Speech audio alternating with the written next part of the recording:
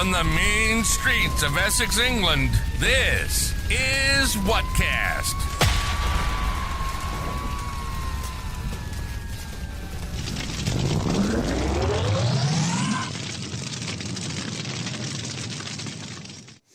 Hello, this is Matt and this is Whatcast. So we're having problems. Ray has got in today. He's sitting there waiting and we're having problems getting Baron in. I've tried the link for my eCam, which is what I'm on here, to get people into that. And I've also sent out StreamYard links. Ray's sitting there in the guest room for this. And Baron is, I do not know where he is. He's the last time he keeps telling me my mic, camera and mic can't be detected. So if Baron, let me just voicemail him. So Baron, so Ray's just said that he had the same issue as you, the mic not being detected, but he just unplugged and plugged them in again and tried 3 times and eventually got through. So if that helps. Right. So we're going to try and get on with this debate then, if we can get Baron up here. I'm sure he'll figure it out in a minute. I'm hoping. Anyway, I've sent him a StreamYard link, but he hasn't read that I've sent him that yet. So I'm sending it to the right ones. Let's bring Ray on anyway. Let's bring him on here into guest 1. And we will go there. Hello, Ray. Hello. Thanks for having me. No problem, mate. So we're just waiting for this to start. It's like seems cast. I don't know. Let's just try and sort this stream out here. I didn't think we'd have any issues tonight. How are you finding the cam and stuff? Have you figured it all out? You asking me? Yeah, I had my neighbor came over, next door neighbor came over, and then he made sure I was right, and then he went back home, did a Zoom call with me, and I could see him in his house. He could see me in my house. We talked to each other, so I was pretty confident I had it lined up for this today. Right, okay, I'm just trying to figure out this thing up here. Well, that's good. Hopefully, if Baron can figure it out, we can get on with it. I don't really know what the issue is. A few people have said to me they've had issues getting onto the eCam. Sometimes it's a bit hit and miss. But usually it works all right. But the StreamYard shouldn't be hit and miss. So hopefully he hasn't come back to me yet.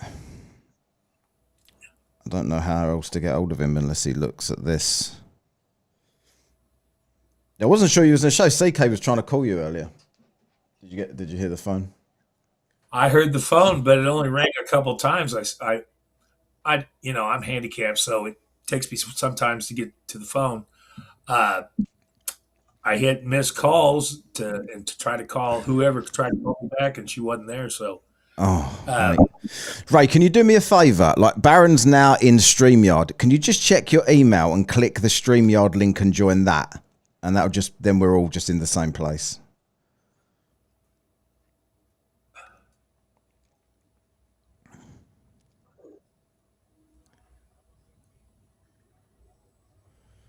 You got I'll it? try. Yeah, you got in there last time. Sorry, I've got Ray on eCam here and I've got you on StreamYard, so I'm trying to get you all in the same place. Could you not get onto eCam, Baron? Let's set up your studio. Just don't move from there. Stay there because Ray's coming over, I think. Your studio. Oh, hang on. Ray's device is not connected, but he's there. You just need to disconnect from here, Ray, and then connect your devices over there. All right? Disconnect from... Yeah, I'll kick you. Don't worry. Right. So hopefully it'll be on here and I'll just stream it because then at least you can present from it. It's probably better to be here anyway. I just thought it looks more visually appealing there, but you can present whatever you want to present here. It's not an issue. Right, Ray's here now. We're all here. Right, good. Good. Right, so let's just bring it onto the screen for everybody else. And it is, which one do I need?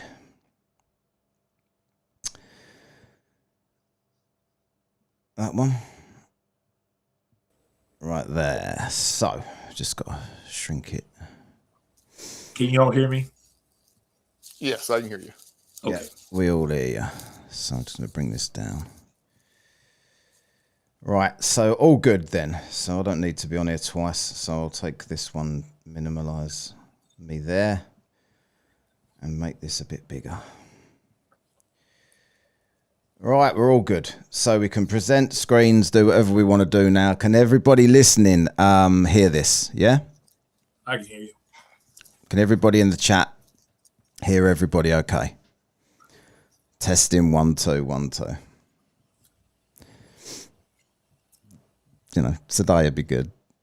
Cool, thank you. Right, here we go then. So I'll just let you two have at it wherever you want to start. I think the thing we didn't address last time, Ray, was the thing you was talking about with the dam, with the hump that me and Baron said after you'd left. Oh shit, we didn't cover that. So what do you want to say about that? I think of ways to, unique ways to help prove that what I know, that the Earth is flat, and I ran across the largest man-made dam in the world, supposedly Hirakud Dam in India. It's 16 miles long, 200 feet tall. It's made of earth and soil. It's got a 2-lane road across it. You can find pictures of it. If Earth is a globe, then Hirakud Dam must have a permanent tapered, gradual, permanent 43-foot hump in the middle. I mean, I've surveyed, and my surveys have resulted in hundreds of dams being built. And then we'd have to go back out and we'd make sure the dam met specifications. Well, every dam I ever built had a hump in it to account for settlement. But you come back a year later, the dam will be flat. These are farm ponds, great stabilization structures. But Hirakud Dam has to have a permanent hump if the Earth is a globe.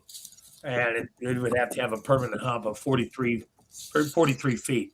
And what's unusual about Hirakud Dam, emergency spillways are usually located at one or both ends of the dams to prevent the flow from eroding the back toe of the dam. But they must build dams different in India because the emergency spillways, there's 2 of them in Hirakud Dam, and they're both located toward the center. So the lowest point of the dam is toward the center of the dam, when it should be rising. And I thought, you can pull up pictures of Hirakud Dam, and it's just I kind of came up with that on my own to help people, realize it's better. I can tell people something, you can tell people something, but it works better if you can help them tell for themselves. And I use Hirakud Dam as an example. Okay. And you said the hump was how much? If Earth is a globe, then Hirakud Dam would have to have a permanent, tapered, gradual, 43-foot tall hump across the center at 16 miles long and 200 feet tall.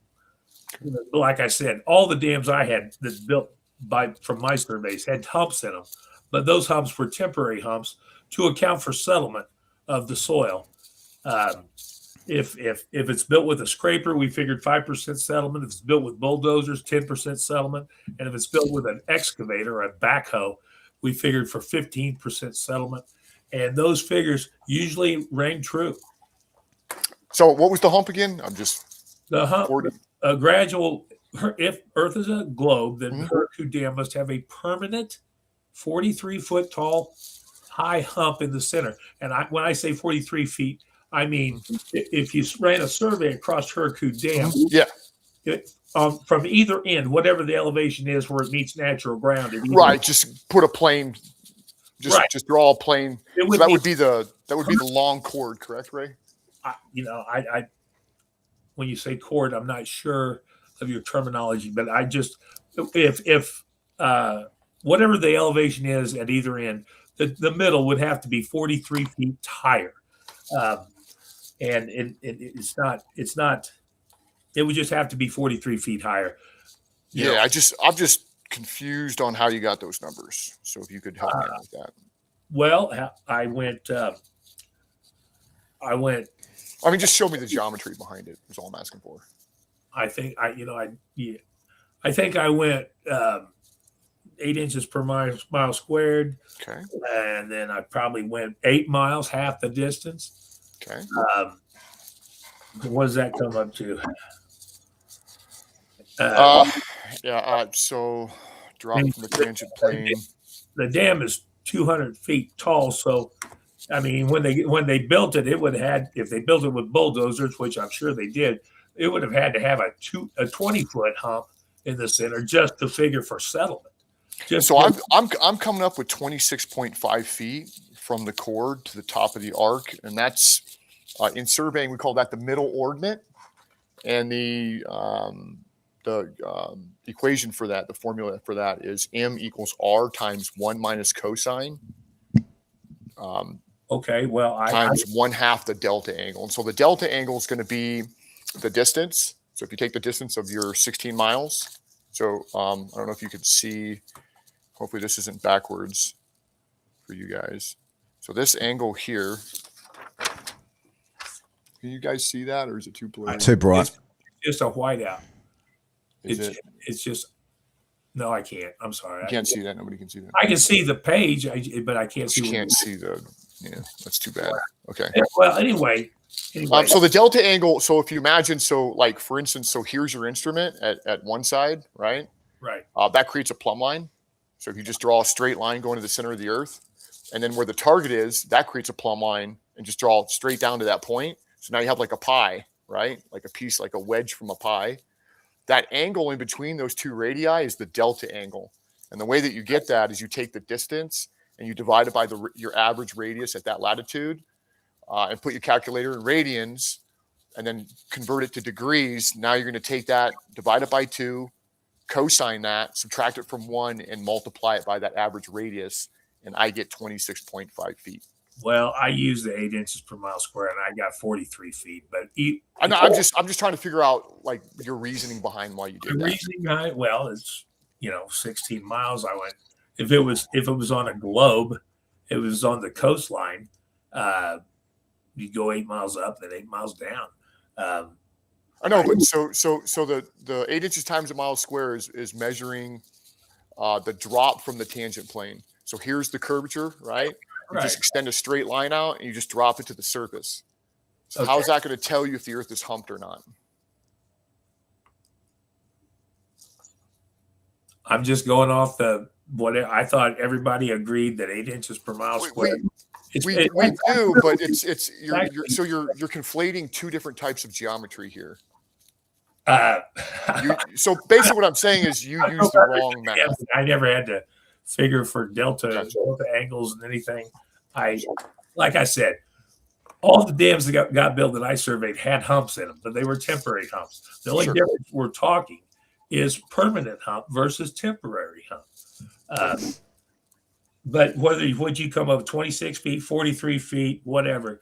I've got 26.5 feet. And that's just based on the geometry of an average radius of 3959. Permanent hump in it. It would have to have a permanent hump in it. I get that, but why do they go all the way to Antarctica when they could just go to India and run a simple survey 16 miles across the top of that dam? That'd be easier. A lot of people, they could verify it. I'll tell you why. I'll tell you why. Because you two are sitting here disputing things like that, and the 24-hour sun is not disputable. The 24-hour sun is disputable because I've seen evidence in China where they, in the middle of the night, they was using something, created a light that lit up the whole outside. I've seen that. I've seen it on YouTube, where they simulate sunlight at night.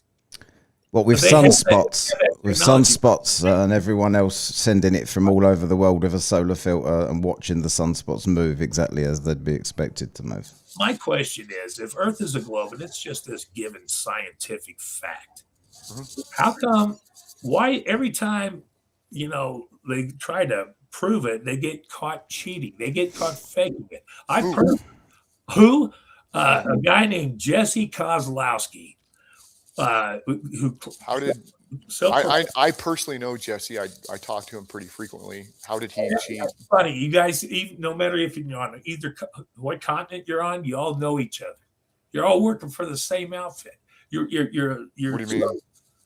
Well, you're working for the establishment. You're trying to protect this lot. You worked for the establishment, Ray. I worked for the USDA. Yes, I Right. did. So you worked for the establishment. So Well, we weren't trying to. We were just helping farmers. We weren't trying to. I get that. Well, I just don't know what your point is. You're saying my I'm point is, working for an establishment. You work for the establishment. I caught Jesse Kozlowski faking Earth's curvature when he was. Okay, How? Yeah. It Demonstrate it. Like, you should have a pretty good case here to be calling Jesse a liar. I want to see the case. The case is, a few years ago, Jesse at the time had 110, 120 videos. And, I haven't watched them all. Some of them were on cooking at home.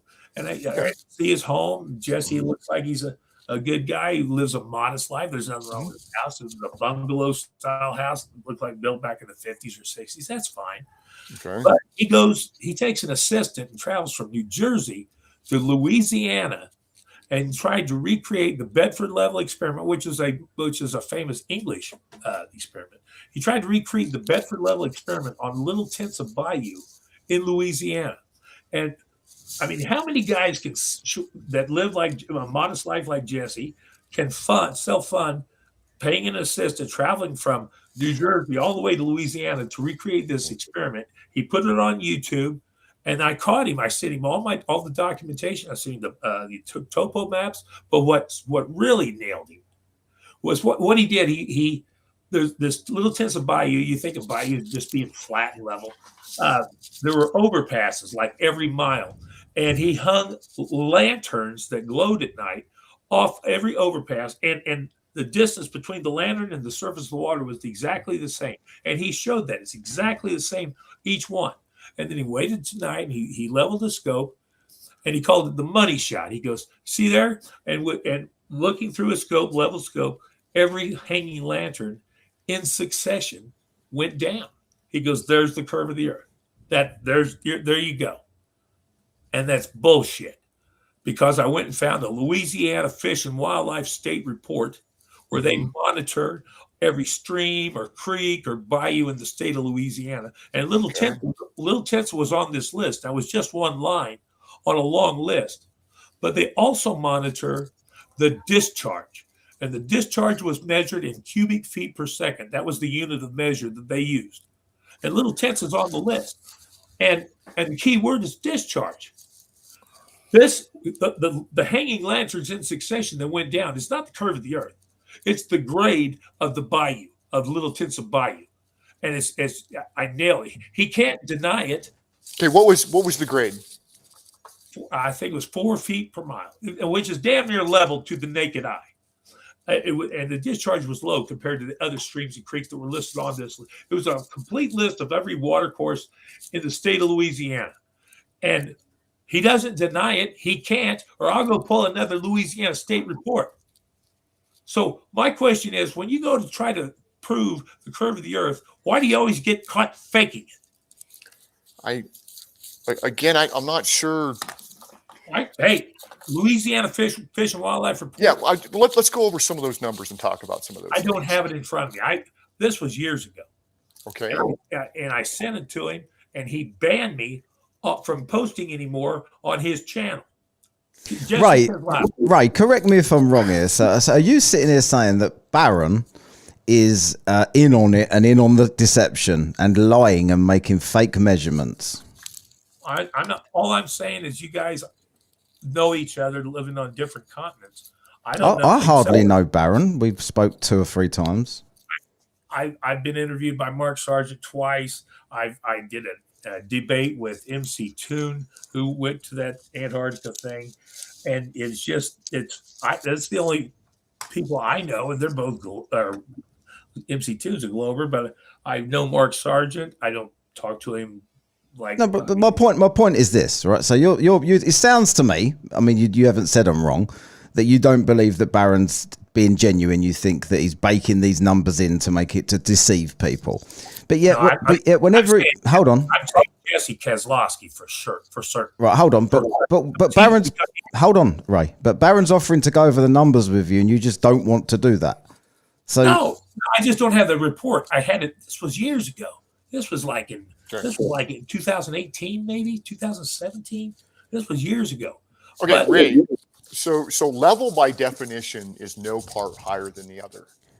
If we were to draw 2 concentric circles and make the radius of one circle R1 and the radius of the other circle R2, we have 2 concentric circles that are level, and any point that we put on any of those circles are level with one another. That's just how level works. Now, how can we determine if level is falling away from horizontal? Well, that's where we take the instrument and we create the tangent plane. Because if the earth is genuinely flat and we go out to a large body of water, then that water is a testament to the shape of the earth. So if I bring that instrument up 5 feet and I put a target 1 mile across the lake at 5 feet, I should hit my target.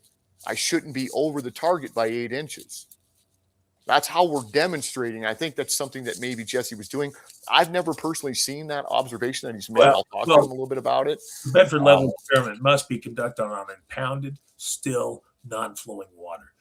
The little Bayou head grade, it has discharge in cubic feet. Let me ask you something, Ray. The Bedford level. You're just the Bedford level experiment. That canal. What does that feed, and what does it go to? Where does it come from, and where does it go? I don't know. So was the water moving? They said it wasn't. It's supposed to be conducted on impounded, still, non-flowing water. And Little Tinsa had flow, it had grade, it had discharge, it was on a state report. But let me ask you this. You talk about tangents and delta angles, and these are things I didn't work with in my career. I mean, I know multi-million-dollar project with flood control structures. Yeah, I'm on a. Let me ask you this. I'm on a $60 million project right now, and I'm getting ready to get involved in a $500 million. I never did one that big, but let's try to. I want to make it simple for people, for the viewers. Me too. I make it extremely simple for people. Okay, let me ask you something. If you just had an open field and a random surveyor went out and surveyed it or leveled the transit, and then his rod man went over here and found a point that read a particular number to the 100th, and then he went over here to the other side, and they found 2 exact points that read exactly the same. They have the same elevation. Well, same rod reading to the 100th. And then they drove a steel stake in the ground and put the rod up on top of that to make damn sure it's in the. That's when we made turns. When I had to relocate, we did it on top of steel stakes. So it was exact. They're called turning points. Yeah. Yes, turning points. And the reason we use 60D nails. You could use PK nails and cement. You could put chiseled X's on concrete. I understand the process. If you locate in a big open field, if you locate 2 places that read exactly the same to the 100th on the rod, and you marked them with survey flags so you can find them, and you drove a steel stake in the ground and the rod readings were taken on top of the stake, if a different surveyor came out a different day and just set up wherever he wanted, of course the rod readings will be different. But by how much, Ray? It depends on where he sets up. My question is, well, I'm assuming we're doing the same exact distance, the same exact setup location, the same exact rod location. No. Then I'm lost. I don't know what you're talking about. You're lost. Well, you got a surveyor located 2 points in a big field that read exactly the same. They read exactly the same to the 100. How far apart are the points? Doesn't matter. It does matter, dude. No, it don't. Yeah, it does. I can prove it to you. And that's why we're going to get into the money situation. And we're going to come to you and we're going to demonstrate that it does. It doesn't matter. Or when a guy came out to check out a job that got built, he would have to set up in the same location the way you're saying it. No, you can set up anywhere and it's good. The numbers. Correct. I could set up anywhere, but I have to make some corrections if I do set up anywhere. Oh, you don't. You don't have to make any corrections. The numbers. I can demonstrate in the real world. If another surveyor went out to that same field on another day, that's where we get into the wager. You wager on your side, I wager my side. We'll make some time. We'll come out there. I'll take a vacation. There's a couple new cars here, but I got another $100,000 in the safe because I challenged anybody to meet me at Myrtle Beach and go 60-mile public beach survey. Okay, and I went and got $100,000 out of the bank, put it in a safe in my house, and waited for something. Back then, I had legs. Back then, I could have done this myself. Now I'm a double amputee, which sucks. Do you like my shirt, by the way? Is that how you lost your legs? You didn't pay your debts? Yeah, the casino, they paid me to go through the casino in my wheelchair, and Yeah, I gotcha. good business for them. Yeah. But anyway, Hold on. So what I want to talk hang about. Hang on a minute. I'm in. Before we move into that, Barry, I just got to get a couple of super chats done here because I don't like leaving them sitting there too long. I'm gonna go grab something to drink real quick. Okay, mate. I'll be right back. All right, Okay. mate. And we'll talk about refining the bet and what you're expecting and what I can produce. Righto. Right, let's do this here. So we've got Mike here, deplorable for £5. Says, why do flirts always make claims and then run from their own numbers? That's directed at you, Ray. Why did you do that? Ray's gone. So I can't ask. I'll ask him when he comes back. We've got Sharon here saying for £5, the British coming through, the English coming through today. Yay, go matches, Sharon. Appreciate that. And I've been left here all alone. So this is pretty good. This is a surveying debate. And then everyone's fucked off and left me, the person that knows nothing about surveying, to continue talking about the survey. So someone's just accused you there of running from your own numbers there, Ray. What do you say to that? Running from my numbers? Yeah. No, I ran something to drink. No, not running from, not literally running. It says here, why do flirts always make claims and then run from their own numbers? Like you was saying these about the hump, and then when they were trying to drill down on it, you was kind of like, oh yeah, don't really know. Oh, no, well, he was using a different process. He had 26 feet. I had 43 feet. There's still a hump. If they want to prove the Earth is a globe, don't go to Australia or Antarctica. Just go to India and survey across the damn dam. While Baron's not here, like while we're not talking surveying, because I don't know anything about it. So you really believe that the 24-hour sun in Antarctica was a lamp or something, or a sun simulator? I've seen it. I've seen that. I've seen a test, and I think it was in China, where it was just the pitch black of night, and they had a man-made sun or other that looked like a sun, and it lit up the whole outdoors. I don't know what it is, but I'm saying is, But they were there. So go to all the way to Antarctica when you could just survey down the coastline. But it just sounds to me like you desperately want it to be fake. So you just say anything. No, I'm saying. Was you a fan? I know you was a fan of Jaren before. Were you a fan of Whitsitt before? I don't know Whitsitt, but I was familiar with Jaren. I thought Jaren he had some of the best flat Earth work on the internet, in my opinion.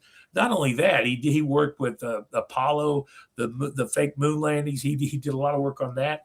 And then for him just to go, first of all, it's not the final experiment. It was an observation. It wasn't an experiment.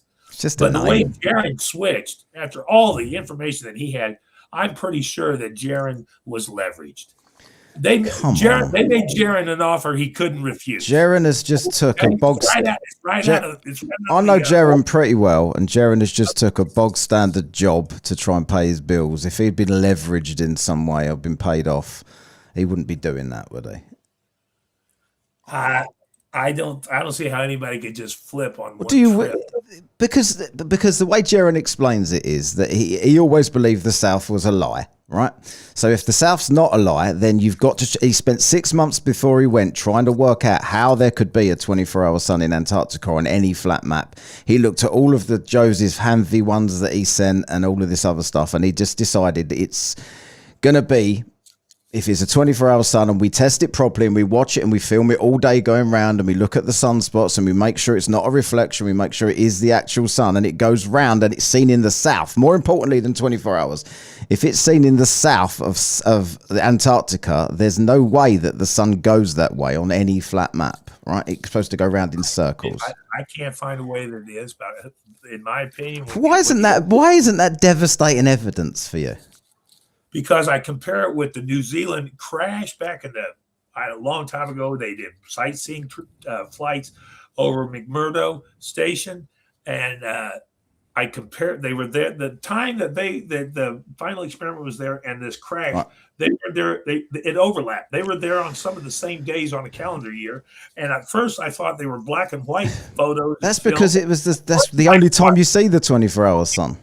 Dreary and drab outside. that it looks like black and white film.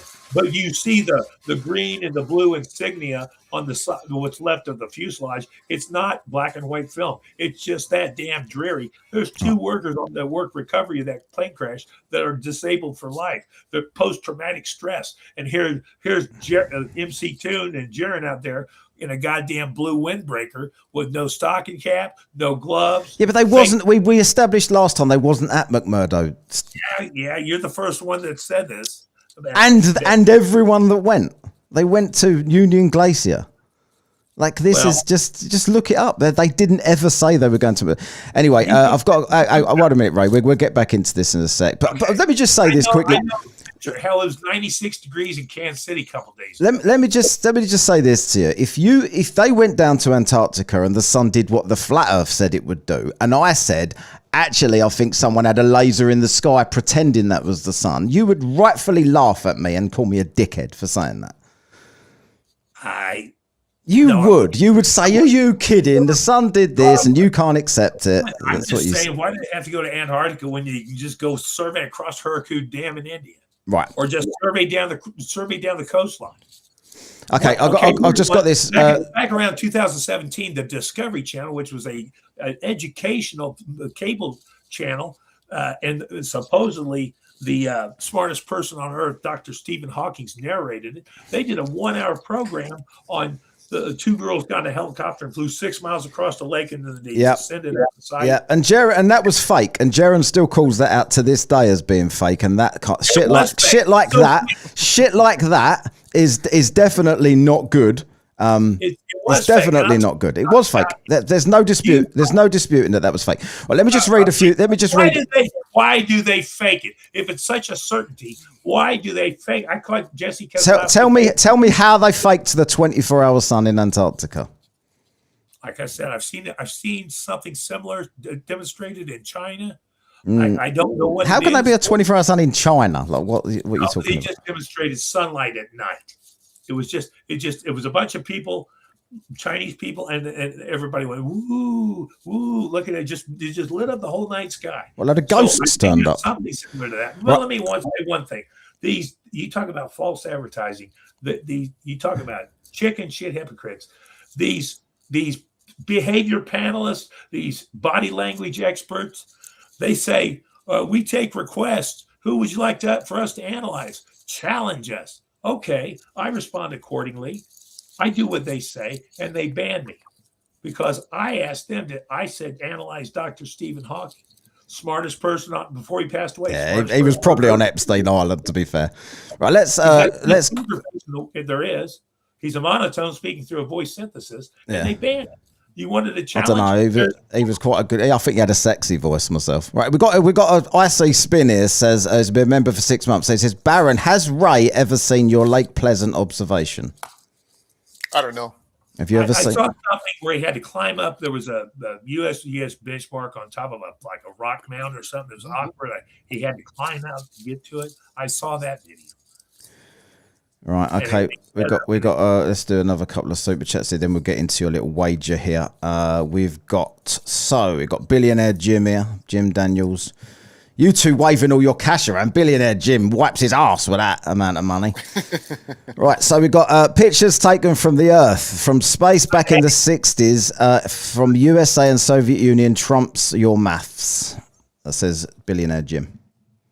Billionaire Jim. Tell Billionaire Jim. I'm upper white trash. That's my do you not believe any of the photos of Earth from space? No. Not even the 1972 Blue Marble on film? No. Why? No, I don't. Just no. I think, okay. Well, I mean, what? Bill Nye the Science Guy gets on and says we can't leave the Earth. I don't care about. I don't even know who Bill Nye the Science Guy is. Everyone keeps saying Bill Nye the Science Guy to me. I've got no idea who it is. This is from Algorithm, right, for $4.99. Ray, hold on, Ray. Ray, you're a land surveyor. Please explain how RZAs aren't sufficient proof that the Earth is flat. He doesn't understand RZAs. I don't. You don't. All the A's? RZAs. Okay, I'm going to take a picture. Ray, reciprocal zenith angles. Yeah, it's the plumb lines, right? It's measuring the angle between the plumb lines. If the Earth were flat, they'd be parallel and they'd measure 180 degrees. Right. That's right. But they don't measure that way. They don't. They don't. I mean, I've used a plumb bob before. I'm hanging off the bottom of my train. Yeah. So if you were to take and run that line all the way through the Earth, and then take another one, say a mile away, and run it all the way through the Earth, the angle, if you ran a straight line across, you should be able to take a speed square and put it between each one and get 90 on each side. Yeah, I agree. You can't do that on the Earth. It's I don't know how you could ever prove that. I mean, you measure it. You just measure it, Ray. Well, I think if you were on my survey crew, I'd make a human tripod out of you. I'd tell you to spread your legs, put your arms together on the ground. I'd level the transport on top of your butt and hang a plumb bob off your dink. We're going to find out, Ray. Right, continue. Please continue. We're You find out. get back to the surveying chat. All right. Yeah. All right. So I'm drinking JD and Coke here. Before I get too drunk, I'm just going to shut up and let you crack on. Yeah. Well, I want to go back to. I like the confidence that he has in. But I'll introduce you to surveying that you've obviously never seen. So really, for me, like if I were to have you as a surveyor, you're really not good for anything. I'm not even. No, not in surveying. You're not. Okay. You can't do anything. Well, let me ask you this. I've asked if you could come to my house, and if I had the tech savvy, I could show you exactly what I did, how I did it. Yeah, we could just recreate it. I could do it. I mean, all the way to site and the designs out to contractors. No bid gets the job. I could do all that. I have asked Jesse Kozlowski to show us, to demonstrate how he conducted geodetic survey, and he refuses. Like a truck driver, if a truck driver had a YouTube site and you said, "Show us how you drive a truck," and he refused and banned you from his site, I can no longer post on Jesse Kozlowski. I got banned. I'll talk to Jesse about that. Please do. Yeah, I will. I'll ask him about it. Back to last time I talked to him, I had legs though. I had legs. Yeah. It's been a few years. It was funny when I lost a toe. I told people, now I got to drop my pants to count to 20. But anyway, it doesn't have lips. I'm going to send this. I'm trying to share some things here. Present. All right. You see that there? Yep. Hold on. I'll just bring it up on the. There you go. Thank you. All right. Those are zenith angles to Mount Graham. And got a couple other things here to put with I got to get closer. I don't know if you can see that. I can see that. I see a survey notebook. Let me see if I can enlarge this on my screen. Yeah, I can see it. So, okay, cool. I've got the field book here. So this particular measurement was from Kit Peak to Mount Wrightson. This was done, what is that, November? Is this the November one or is this December? Which one is this one? Let's see here, Bonneville Salt Flats. This is December, correct? You asking me? I don't know. Yeah, what's it say at the top there? 12/24, correct. 12/20. Yeah, this is. Yeah. What? Okay. All right. So as you can see there, I turned a total of 5 sets there. All right. You're surveying. You have a face left and then you have a face right. Those two angles need to sum to 360. And in a perfect world, they would, but we don't live in a perfect world. No, I'm an imperfect human being with imperfect instruments. As am I. So then what you do is you sum those two, and in this case on the first set, you can see that I was short 10 arc seconds. So you add 5 arc seconds to the face left, and that's now your corrected face left. You do that to all 5 sets, and then what you do is you sum all 5 sets and divide by the 5 sets to get your average. Now what you do is you take and you subtract that average from each corrected set. It doesn't matter if you subtract the corrected set from the average because you're squaring it. So if it's a negative number, it doesn't matter. You're squaring it, right? It's linear in that respect.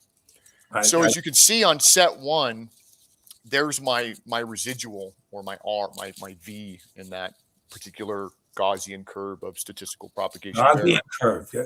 Correct. Gotcha. So what we're trying to do is we're trying to establish a data set or the most probable number. And if you look up there, you can see my mean was a 90-19, 49.6. My standard deviation, or how far away was I from the mean, or how far away how tight are my numbers? 6.5 arc seconds. And my standard error from the mean, which is the one that's important, is 2.9 arc seconds. Now here's the issue. The issue is the distance was 113 miles. Mount Graham is 10,709 feet. Kitt Peak is 6,886 feet. The globe predicts a 90-19 53.8 just based off basic geometry. And flat Earth predicts, so basically we're looking down. The globe predicts that we'd be looking down at that mountain, that it would be under eye level because we've got a negative number of a 90-19 53.8. That means I'm looking down below eye level 19 minutes and 53.8 arc seconds. Flat Earth predicts I'd be looking up at an 89-37 58.4. I measured a 90-19 49.6.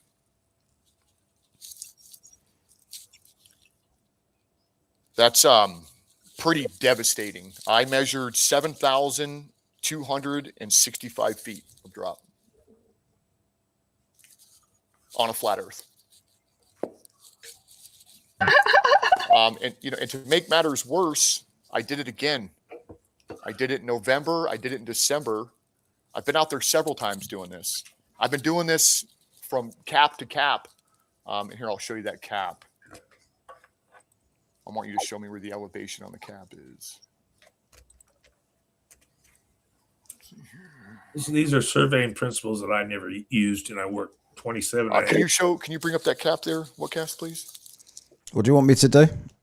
I'm trying to present something else. I guess I need your permission. No problem. Yeah, no problem. Hold on a second. I understand what you're saying. That's the cap I set up on. Can you show me the elevation of that cap, please? Yeah, wasn't that cap on top of like a mound of rocks or something?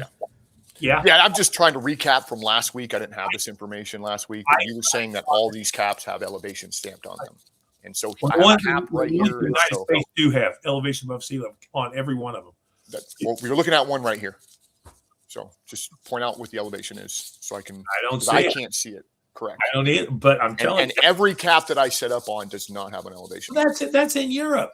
I'm talking about North America. There are. Yeah, I'm here. Dude. This is United States Coast Geodetic Survey. United States Department of Interior. Yes, Bureau of Land Management. Yeah, that's what this is. Okay. Look, you're looking at it right there. In the last 220 years, for sure, because I've seen them dated back to 2005. But they have been. They've got. I can pull up a cap that was set in 2018. Here you go. Here you go. Your viewers. If the viewers just get on Google and search USGS benchmark monuments, correct, and then hit images, and just page after page after page of these little round things will come up. There are over 20,000 of them that are in that 20,000 of them in the continental 48 alone. They even use these as part of my training when I first started out with the USDA. They found two, like one was on a commercial grain elevator, and the other was just a pasture out in the field off the side of a 13 highway south out of town. But they were several miles apart. We started on one, and we surveyed to the other one. And if we passed our test, we had to land on the number that was engraved on that second one. And I passed. Others didn't. But we started on the elevation that was engraved on top of the one that was on the grain elevator. Froman Feed was the grain elevator. It's a private company, won the co-op, but it was located on his property. And then we surveyed up a river bluff through town, and then south out of town. There was another one out on the east side of the road off 13 highway. And when we got to that one, our survey notes had to land on that absolute number. Go ahead, Mark Cass. Can you bring that sheet up, please? Yep. To your viewers. Okay, Ray, here you go. You should be familiar with this. This is what you do. Yeah. Okay. We are starting out on benchmark 8, which is a known elevation. That will be our back site, which is positive. Benchmark A? Correct. Can you see that okay? Let's see. I see BMA. I see BMA, yes. Yep, benchmark A, and we're trying to find out the elevation of benchmark B. Okay. And so when I do this with you, those are going to be known elevations. They're engraved. They're certain. One of them. If they're engraved in your state, then more power to the both of us. They are engraved in my state. The elevation is engraved on the top. In fact, I'm just saying, Ray, not in my state. Okay, I can't speak for your state, but they're not in mine. Well, if you search them and pull up images, you could see that they're engraved on every one of them. The elevation above sea level. Okay, Ray, I just showed you one. Do you want to see like 20 more? I saw one and it wasn't there. I agree. Okay, all right. So I'm not sure what point you're trying to make here. Yes, we can go look at the data sheet. We can pull those coordinates. I have a data sheet screenshotted right here. I kind of wanted to go over that data sheet with you and get kind of a feel of your understanding of some of these things that are on these data sheets are extremely they don't look good for flat Earth. And so I want you to interpret why those numbers would be like Laplace correction, geodetic azimuths, things of that nature. Why are these things on these sheets? Why can we go check these measurements and they check out if the Earth is flat? But let's get into this real quick here. So we start out on benchmark A. We have an elevation, a known point of 2450, whether it's orthometric, dynamic, or above sea level, whatever height you want to use. Well, whatever. The elevation 2,450 is. Yep, 2450. We shot the rod at 75 feet away. Sorry, I didn't put that on there. All right. My backside is 75 feet away from the instrument. I shot the rod at a 4. Was that measured, or was that read through Stadia? The distance. What do you mean? Well, Stadia is the Stadia is you're reading on the top. Yeah, it's a half delta, right? You got top, middle, bottom. Right. And so, but in order for us to get that Stadia, we would have to do what's called 3-wire leveling. We're just doing some basic single wire leveling here. Yep. And we have a known distance between that mark and the tripod of 75 feet. Okay. Yep. And I shot the rod. It's 4. I shot 4 on the rod. Okay. I plus now. I add that. I've got a 2454. Okay. And then I take and I move the rod. Now we have a turning point here, right? No, that's not a turning point. You just moved the rod. You didn't move the instrument. That's not Correct. a turning point. Correct. Yeah. Sorry. So we're turning the instrument. Turning point would be benchmark B when we come back. That'd be my first turning point. Benchmark B is your first turning point. Oh. It would be if I were to kick that loop and come back to close on the initial benchmark. And we'll get into that. Okay, so I shoot the rod at 2,000 feet on this known point over here, but we're going to, for the sake of this argument, we're going to act like we don't know it. What's the elevation of benchmark B if my foresight is 450? If your foresight is 450? Correct. It would be...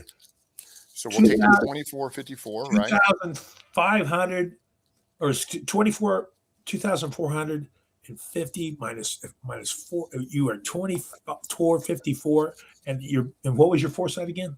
450. 450. It would be 2449.50. 2449.50. If the Earth were flat. Correct. That's exactly what that benchmark would be. So I got that. I said the right word. The right number. Yeah, that number would be correct. Okay. And so Yep. this is what I want to do with you when we meet up. Is I want to do this with you. Okay, because what I'm going to show you is that the elevation of benchmark B is not 2449.50.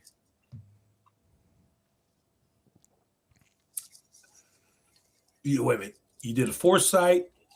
You read 4.5 to 2449.50. And now you're saying it's not that. Correct, because the Earth isn't flat. Then why do all the ones in the continental 48, they use them for training sessions? They check out. They check out, correspond, and check out. I'm sure they do, but They do. Ray, They problem. do. Okay, let me They talk. do. Let me talk. All right. Here's the problem here, Ray. Is if I take a ball right now, okay, and I put this scale on top of it, and I come out 2,000 feet, what's the drop from this horizontal line to the surface of the ball over that 2,000 feet? And in this case, it's 82 thousandths of a foot. 82 thousandths of a foot. Well, that's 2,000 feet on a ball. A given size, I know I know a half a mile, which is 2640, is 1.67 inches. 1.6. Okay. I do everything in feet. I don't deal in inches. I am doing everything in feet too. I mean, even though the rod is intense, the rod is intense. Oh, I thought you just said inches. I'm sorry. I did say inches. It's easier for your viewers. It's easier for your viewers. Oh, yeah. I think the viewers are lost either way, so it doesn't really matter. Only 2 people dealing in inches. That's whores and carpenters, and I'm not neither. Right. Okay. Before we move on here, I've just got to do the super chats. I know I'm sorry, I'll be as quick as I can and get on with this. So, Billionaire Jim speaks again. This is 2026, Ray, and there are 24-hour live cams all over Antarctica. You can see the 24-hour sun from the comfort of your own home. Yeah, it doesn't matter. He doesn't believe it. Yeah, he doesn't believe it. We have to demonstrate. I'm going to demonstrate this to him. Used to have 24 hours. We'll be right. It would skip. You could see there was shadows off the flags. There was flag poles. But Ray, you can go watch the ones that they filmed. It's all there. Okay. $1 billion bill. Or let me say something. Yeah. Try this out. Okay. Try this out. Any of your viewers, go to any flat Earth video on YouTube. Try to post the comment. Any comment that contains the words USGS benchmark monuments. They're available to the public. You can go to every county courthouse and find the locations of these things. If you got permission from the landowner, you can go see them yourself. Now, answer this. If you go to any flat Earth video and you type in USGS benchmark comments or monument, within the comment, say something like, I heard that USGS benchmark monuments prove the shape of the Earth. Post that comment. They do. Then hit F5 to refresh. That comment will be. I want to stay on. I'll let you get there, Baron. I've just got to do these super chats. Just 2 seconds. I'm not going to touch that what he's just said there because I don't really know what he's talking about. Right, here we go. So unfornicated. So Dan says for $5, if Baron hasn't embarrassed Ray by the end of this, I'm willing to embarrass him further on moon landings. What'd you say to that, Ray? What do I have to say to that? Well, I haven't said the moon landings near as much, but that go fast that amateur rocket out in California that went up 71 miles and hit something that, it didn't hit anything. Come on. Bezos' rocket only goes up 60 miles. Somebody knows he can't go more than 71. Why would they be firing rockets to try and smash the dome and flood us all? That doesn't make any sense, does it? Well, if there's waters above, why would they be trying to break the barrier to those waters? Why would they? Yeah. See what's on the other side, I guess. I don't know. Right. It explains why they got gimbals on NASA rockets. They go up and then they turn sideways. Yeah, to go into orbit. Right. So we've got £5 here from Deplorable. It says a flat Earth surveyor who doesn't understand and doesn't know how to measure SZAs can't make it up. RZAs, I think you mean there. Reciprocal zenith angles. Yeah. My question is, why does every comment on YouTube get deleted if it says USGS benchmark monuments? Because it deletes every time. I can't answer that because I've never. Know? I know why. Because they pay. Why don't they ban flat Earth conversations? They prove the true shape of the Earth. Saying that. They're available. Why was Jaren allowed to get 160,000 followers if people are trying to hide that the Earth is flat? I was a follower. I think at one point back around 2016, Flat Earth ranked, I think it was 3rd behind pornography and Trump as the most returns. Seriously, there was over 20. There was over I believe 20, it. There was over 24 million search returns. Mark Sargent did a second interview where I went over USGS benchmark monuments, and I swear to God, somebody commented in that says, I'm just paraphrasing here, that said, you guys are onto something because Google just changed their search algorithms worldwide. And God damn it, they were right, because overnight it went from 24 million search returns to less than 1 million. Overnight. And it was the day after my interview. It was the day after my interview got posted on YouTube. You think you did that? You think you did that to the internet? I don't know. It was the day after. This is the delusion. You're all deluded. Do you think knows who you are? Let's be real. I don't want to be famous or anything. I'd like for the. You think that the overlords at Google said, "Oh fuck, Ray's had an interview. Let's change everything on the internet." The comment said you guys are onto something because Google just changed the flat Earth search algorithm worldwide, and damn it, it went from 24 million search returns to less than 1 million. And you're taking credit for that. It was coincidence then. Right, okay. So we've got another. So someone's giving you a bit of advice here. So this is from CK that was trying to call you earlier on. So Ray, please don't tell people about how much money you keep in your place. Internet safety 101. Congrats on the mic cam. From They want to come. Yeah, no, we doudted. I doubted you. I didn't think you had. They want to come and steal from a guy with no legs, and they need it more than I do. Fair. We've got one more here for another one from CK. This is for the chat. This is for everyone on the channel. By the way, the 101 people watching at the moment, only 30 likes. What are you doing? This is where everyone's putting their everything into this. This is a good debate. Give us the likes. Give us the thumbs up. Let's push this video. Okay. So from CK, it says here, for $5, ignore Damascus Steele the troll. He's calling everyone pedos, and doesn't deserve the attention when he's a cunt. Please ignore channel and comments. He's got a channel. He's reposting my videos. You tell them you are what you eat. He's exactly. He's reposting. Well, he definitely ain't a cunt then, because he's probably a virgin from what I can see. This guy is reposting everyone's videos because everyone just ignores him to get attention. And some of you people, for some reason, are giving him attention on his channel and pushing his numbers and making him be known. And he doesn't deserve any of it. So just stop. It's ridiculous. Right, I won't interrupt for another about 10, 15 minutes. Please, let's get on with this wager. Okay, all right, Ray. I want to stay on this. Yes. Because this is what you know. You understand this. So, on a globe, what would the elevation of benchmark be? On a globe? Mm-hmm, on a globe, what would be the elevation of benchmark B? On a globe, it would be about it would be you're 75 feet away from A, or 2,000 feet away from B. Do you want the next slide up, Baron, or are you good with this one? No, go. Let's stay here for a minute. Yeah. It would be about 1.3 inches lower than if it would on a flat Earth. About 1.3. At 2,000 feet, it'd be about 1.3 inches. It's mathematical, right? So what we do. I'm just going. I know a half mile is 1.67. I know a mile is 8 inches. Half a mile is 1.67. It's 2 inches. No, half a mile. I mean, I could demonstrate the math for you. It's pretty easy, but okay. you are incorrect on that. Yes, I mean, if you want, we can demonstrate it. I'll draw it out for you and run you through the math on that. It's pretty simple. So what we do here is we take our 2,000 feet and we divide it by 5280. That's how many feet are in a mile. I know how many feet are in a mile. Okay, we square that distance. And then we multiply it by the drop in refraction that we would expect over 2,000 feet, which is 0.574. That gives us 82 thousandths of a foot. So in order to correct that backside, in order to get the true elevation of that point, because if I were to go closer to that point, I'd get closer to the true elevation of that point because I wouldn't be getting a departure from horizontal. But because I'm 2,000 feet away, I have a departure. So I have to bring that benchmark up. I have to make a corrected foresight.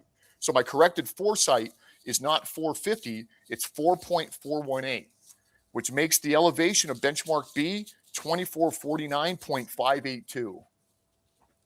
And that's what I'm going to demonstrate to you. This violates the absolute fundamental principles of land surveying. This is in every single land surveying book that there is, right? It completely violates the principles of land surveying. The very first principle you were taught, the very first principle, when you signed your name on that, you signed that you certify this is mistake-free accuracy. And how do you do that? You do it by closing the circuit, by finishing where you began and zeroing out. That is your stamp of approval. If the dam backs water over an interstate or somebody's property line, they're going to go back and see if you closed your circuit. Right. If I got closer to the rod on my foresight, yep, it's going to be smaller. And I wouldn't need to make that correction. That's what direct differential leveling does, is it ignores the curvature of the earth and ignores refraction because the back sight and the foresight are equidistant. So it's one less step that a surveyor has to make. It's one less opportunity to make what's called the transposition error. Are you saying so we should all the foresights and back every rod reading should be equidistant, and that would make it easier? Is that what you're saying? Yeah, absolutely. Well, I mean, that you take the shots. You take the shots you can get, and every surveyor doesn't want to set up any more than he has to. That's why we survey in the winter when the foliage is off the vegetation, so you can see through the damn brush. I mean, equidistant. You know how that was. I just want to agree on the geometry. That's it. I just want to agree on the geometry that what I'm calculating here based on a globe is correct. Yeah. So that way that when we walk through this, because I'm going to come out to you and we're going to go to this location and we're going to put real cash on the line, and I'm going to demonstrate that leveling measures the curvature of the earth directly. You're going to have to close your circuit. Yes, correct. And what I'm telling you is if I tried to close that circuit, I'd have another setup. I made that other setup. If I did a side shot, I kept the distance at 2,000 feet, and I just came laterally 15 feet or 20 feet and changed the instrument height. I'd still introduce that 82 thousandths of a foot into that loop, which means when I ran back to close, my misclosure would be how much off? Would be 82 thousandths times 2. And you're going to tell me that that's instrument error? I just want to make sure that we understand this because we're going to close. We're going to attempt to close. Well, you're going to have to close. I mean, you're not going to be able to close. You're going to have. I just said what you're saying violates the very fundamental principles of land surveying. It does not. It falls. You have to close. If you have to close, or you're surveying, you're missing. Project. Please let me finish. Please let me finish. I've let you have the floor for pretty much the entire live. I think that you're misunderstanding what I'm saying here, so I'd like to clarify it for you. Yes, I'm going to kick the loop. I'm going to bring the instrument and do what's called a side shot, 15 feet either north or south, okay? East or west, whatever, right? No, I'm with you, but go ahead. I'm going to let you. Okay. So looking at what you're looking at, see where the instrument is? Yes. We're not going to change the distance between the back sight and the foresight because all you can see here, this is a profile, so all you're seeing is X and Z. We're going to move that instrument on the y-axis 15 or 20 feet. So it's either going to go out from the paper 20 feet or in towards us 20 feet, and we're going to reset up, re-level the instrument, reshoot the rod. Okay. What I'm saying is if I do that, by the time that rod goes to BMA A, and we go elevation 2450 plus 4, 2454 minus 450. 2449.50. Now that minus becomes a plus, and that plus becomes a minus. When we get over there, we're going to be off by, let's see here, 2 times, almost 2 inches. So 0.164 feet. So 2 inches is 1700ths of a foot. That's how much our survey is going to be in misclosure. That's a lot, dude, over, what is that? What's the length of that? What's the length of that loop? So 2, 4, let me see. We've got 75, so 150, so 4,150 feet is what we've got. So 1,700s or 1,600s or 164 thousandths of a foot. I'm sorry. I mean, we can figure out what the acceptable tolerance would be on that loop, but if it's first order, second order, third order leveling, it doesn't close, and you can see that. Yep. But what I want to figure out with you is, are you going to say that's instrument error and then want to adjust the loop? Because I'm 2 steps ahead of you. If we adjust that loop by that much, then we should be able to shorten up the foresight. What I'm saying is now what we do is we take the foresight and set it equidistant between the 2 points. It should be the same. It should be the same, Ray. Yeah, but okay. I just want to make sure you understand that and you agree to it. No, 1700ths of error. If you're at second order accuracy, that is out of tolerance right there. That's out of tolerance on second order accuracy. That's what I'm saying. So what are you suggesting caused that error? Well, you misread the rod, or I would say you misread the rod because. Okay, we'll take a picture. We'll take a picture of the rod, Ray. if I didn't close my survey and prove it on paper, you don't need to explain this to me. I'm a licensed land surveyor. I get how it works. What I'm saying is I want to make sure that we agree on when the results are equal to the curvature or error that a level line falling away from a horizontal line or the tangent plane. I want to agree that distance, when I show that it's equal to that distance, that you'll accept it and pay me my fucking money. I'm not. Look. There's easy ways to do this. That's an easy way to do it because you understand leveling. So why don't we stay within your wheelhouse? I thought, just like on the Discovery Channel, when the girls flew across, when they flew back up, the guy had him in his crosshair, and the altimeter read 24 feet. Well, 6 miles is 24 feet on a ball of given size. It would have been no different if the girls would have taken a 24-foot. I don't care. I'm talking us now, right? I'm talking us too. I'm talking us too. Yeah, leveling. You understand leveling. You get these numbers. You know what they should be. I know. You're talking about a off 1.17 on closing your circuit. That's an invalid survey at second order. Correct. So how would you suggest we close that survey? We rerun it, right? According to you, because it didn't close. We must have misread the rod. Maybe we looked at one number, wrote another down. There's all kinds of things that the human can introduce here. So we run it again. I agree. What I'm suggesting to you, Ray, what I'm going to do is I'm going to take and I'm going to figure out what the elevation of the instrument is. Okay. And I'm going to make the elevation of the instrument, the elevation of the back sight, and the elevation of the foresight the same. And then what we're going to do is we're going to take the instrument, set it on one of those points, look at the rod at 2,000 feet. And if I set 5 foot up above that point and I put the rod up on that point, and those 2 points are a straight line. Those 2 points are a straight line now. And I put that rod on there. I should read 5 feet on that rod. What I'm telling you I'm going to read on that rod is 5.08.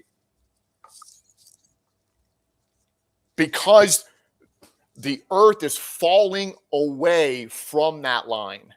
If that line was horizontal and this line was horizontal, they'd be parallel. There'd be no departure. Let's go back. Let's go back to the visual demonstration I suggested. If the surveyor goes out, levels their instrument, finds 2 points that read the exact same, and they're far away. As far as, let's say you have a lead. I used a lead self-leveling transfer. They were good for a quarter mile, 1,320 feet. If you set a point 1,320 feet this way and a point 1,320 feet that way. How many? 1,320. That's how far the lead self-leveling could read. It was good. It was good up to a quarter mile.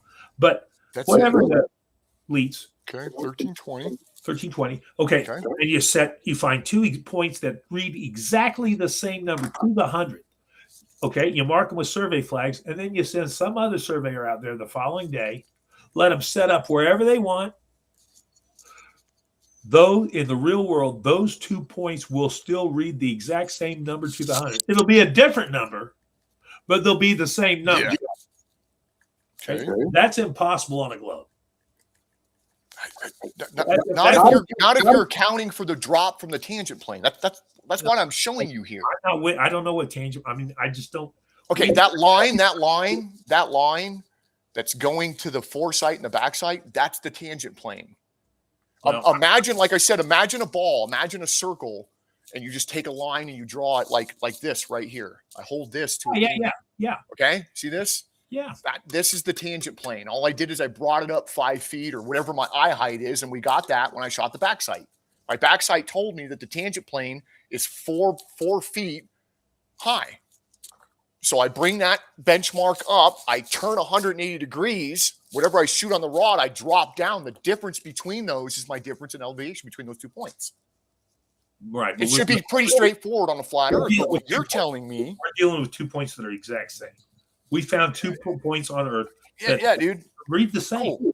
That read the same. They're going to read the same no matter any day you go out there, any place you set up, when you check, if a dam gets built, what you're saying, if a dam gets built, they are built based on the benchmark that was set before the survey began.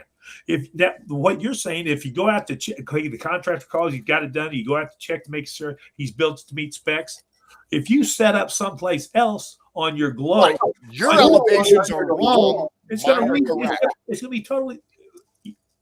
No, because if you did, like you said, you're 1,320 feet, if you just went one way, if you just backside foresight, want to know the elevation of that point. The backsides are foresights. They're just locating two places, arbitrary places that read the exact same to the 100. And if you send some other joker out there, let's find those points, Ray, and let's recreate it so I can show you. I can do that. Let's do that. I think that's the best thing we should do. You're saying they're not going to read the same number when you send out a different surveyor located. No. What I'm saying is if you look at my drawing here, if we make that distance between the instrument to the foresight when we go to find remember, it's a known elevation now. You've got 2 points. You know the elevation. A known elevation is a backside. A known elevation is a backside. I understand that, but you pick 2 points that we know the elevation of. We're going to pretend like we don't know the elevation of one of them. They are the same. Okay, we don't. May I finish? Let me finish. I get what you're saying. I think the problem is you don't get what I'm saying, or maybe you do. Well, when you start throwing tangents and delta angles, all right, we'll stay out of all that. We'll stay out of all that. We're just going to keep it in your wheelhouse, Ray. I want to make sure that we stay with what you know. That way, when you see the numbers and you see the rod and you see the data, you can tell me what I need to do to fix it. Dude, I'll spend 2 days. I'll spend a week. $50,000 is worth my time. Right? It's worth my time. We'll go through all of it. We'll make sure at the end of it that you know what those numbers are and what we need to do to fix them. Want to run it again? We'll run it again, man. What I'm saying is the distance from that instrument to benchmark B, because it's 2,000 feet, how much drop have we experienced from that horizontal line to the surface of the earth? If the earth is curved. At 2,000, if it's I estimated it to be 1.3 or about 1.3 inches. No, it's not 1.3 inches. It's 800. Maybe it is. I don't know. I'd have to look. It's 0.082 feet. It's 82 thousandths of a foot is what it is. Okay, but that's with refraction in. Just geometrically speaking, it's going to be a bigger number. Obviously. What do I know? With refraction. Yeah, there's a little bit of refraction. Refraction varies with the climate, with the atmosphere. You can't. Sure. I mean, it's a variable that changes constantly. Sure. Yeah, we'll figure it out. Right. We'll figure out what it is. So then, on that, then, Ray. So what do you find a problem with what Barron's proposing here? Like, you can't eliminate refraction. So what would you rather do? I read somewhere the most refraction under optimum conditions that's ever been recorded was 11%. On hot days, where the humidity was high, I got a wavy. I saw a wavy a bit through my instrument, but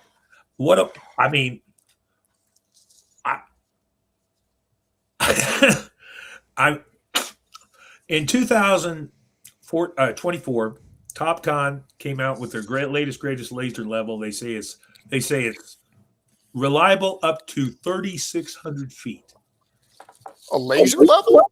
That's what they claim. It's on their website. Pretty good. Before that, their best laser level was 2,640. They said it was good up to half a mile. 3,600 is like 0.6. Man, that's really, really good, dude. I'll have to invest in TopCon. TopCon. I mean, in my experience, TopCon's garbage, but that's just my experience. Really? Hey, I never used them. I told you what I used. I used Elite self-leveling level, and it was good to a quarter mile, 1320. Yeah, I mean, if you want, I'll show you my auto level. I've got the best auto level in the game. And before I come out and I see you, I'll take it in. We'll get it calibrated by a certified Leica technician. And then what we'll do, you and I will do together, just to kind of see where that auto level is hitting, is we'll run what's called a 2-peg test together. Right. So but on my simple demonstration, when I say that, a different surveyor came out just let him set up wherever he wanted, and he took rod readings off the same 2 steel stakes driven into the ground that the last surveyor had him to the nuts, to the hundredth, read the same. You're saying you send somebody else out there another day and let him set up. He's going to take a rod reading on top of both those stakes. You're saying they won't be the same. What I'm saying is if we go by your math with what you just did here, they will be the same. He'll come up with a different elevation for benchmark B is what I'm saying. Now, if he has the same distance as you, and he doesn't account for the curvature of the earth, then yes, he'll hit your numbers. I'm saying the first guy, let him use a Leitz that's only good for a quarter mile. Dude, you use whatever you want. Points, and then go out the next day with the top con that's good for 30. Set him way the hell away. I'm saying those 2 stakes will still read the same number. Right, okay, just to interject here for a second, just to get this in, Baron seems very committed to this. Ray, are you just as committed to this? I'm committed. Yeah? So you're both going to agree to do this, right? I'll just get some super chats because they're building up again here. I'd like to discuss other ways that. Well, that's fine. You can do that. So other ways. This is what you understand. Let's keep it. Why do you want to take this outside what you know? You're saying the 2 numbers will not read the same with a different. You're not understanding what I'm saying. I'm trying to tell you, dude, but you won't listen. The drop from that plane, the drop from that line there is no drop if it's equidistant.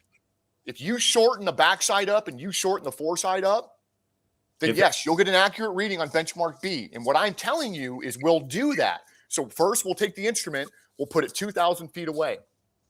We'll run your numbers, just foresight, backside, try to close and see what happens. We'll see what the misclosure is. Okay, we'll just write it down. Then what we'll do is we'll set up the backside and the foresight equidistant, run the same bench loop, and see if we can close. Now, what I'm suggesting is that if that misclosure is equal to the drop from the tangent plane, will you accept it?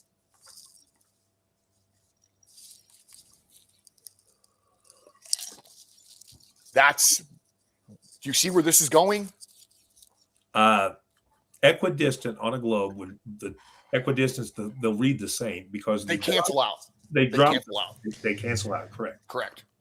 But see here. Let me restate this. We're not equidistant here. Let me restate this so make sure I understand what you're proposing. Yep.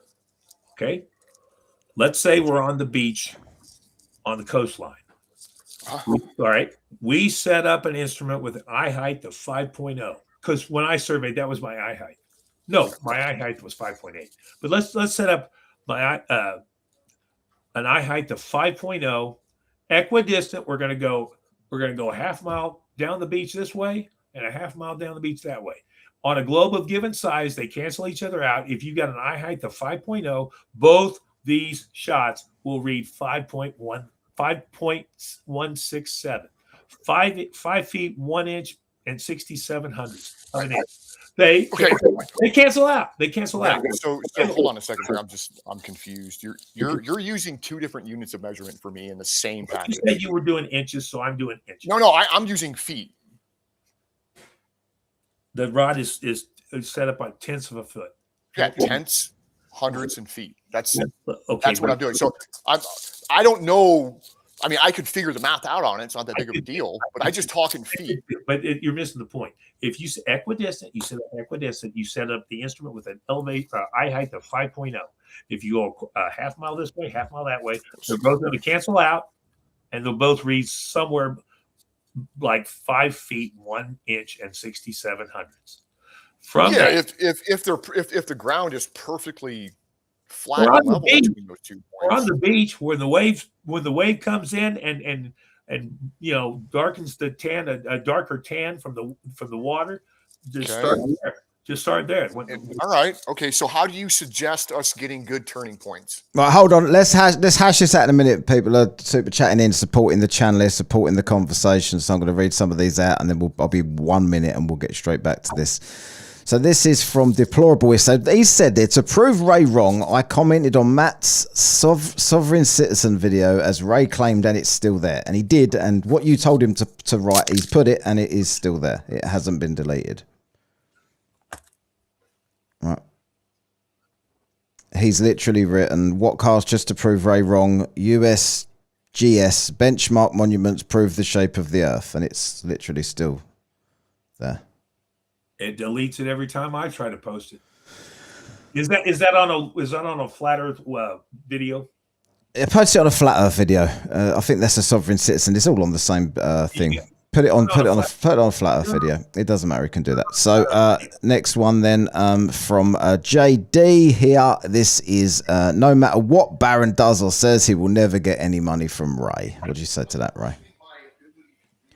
What do I say to that? I could say, I mean, that's a chicken shit thing to say. He's saying my word's no good. I can say, well, no matter what I do, I'll never get any money out of Baron. I mean, that's a cheap thing to say. You know, to substantiate it with something. What would you like? From what he's saying here in this debate you're having here, would you accept his terms? So because when he asks you, you're a little bit. We're trying to determine what terms that we would both accept. Okay, we'll crack on with that in a second then. When I didn't have a camera, when I didn't have a mic, Baron said, I want to see some money. I brought money. Yeah, no, you did. Fair. That's fair. Right, so we got billionaire Jim here with the $10. He says, Lot 164, the famous Apollo 8 Earthrise image brought for $29,000 at London's Bloomsbury auction, November 3rd, 2011. People do not pay tens of thousands of dollars for fake or CGI.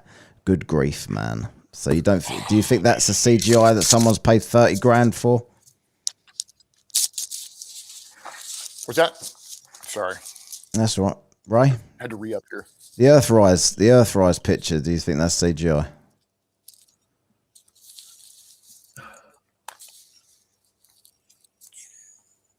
Before, you know what? Why don't I get Baron's email address? I'll get you Yes. give mine, and we can hash out what terms that we both agree. Absolutely. It's going to be so we got plenty of time. That way we're not taking up and boring your viewers. No one's bored. Everyone's enjoying it. Oh, they love it. I think they love this. So now it comes down to hold on. I've got three more short ones. So this is I see spin $2. Ray does flat mean level. It does. Right. Okay. From CK no, not necessarily, but that's just terminology. Okay. From CK, is Baron going to record their meetup? You going to stream it, Baron? Yeah, I mean, I'm going to document the entire thing. I think it would be smart if Ray had somebody that he trusted to come along.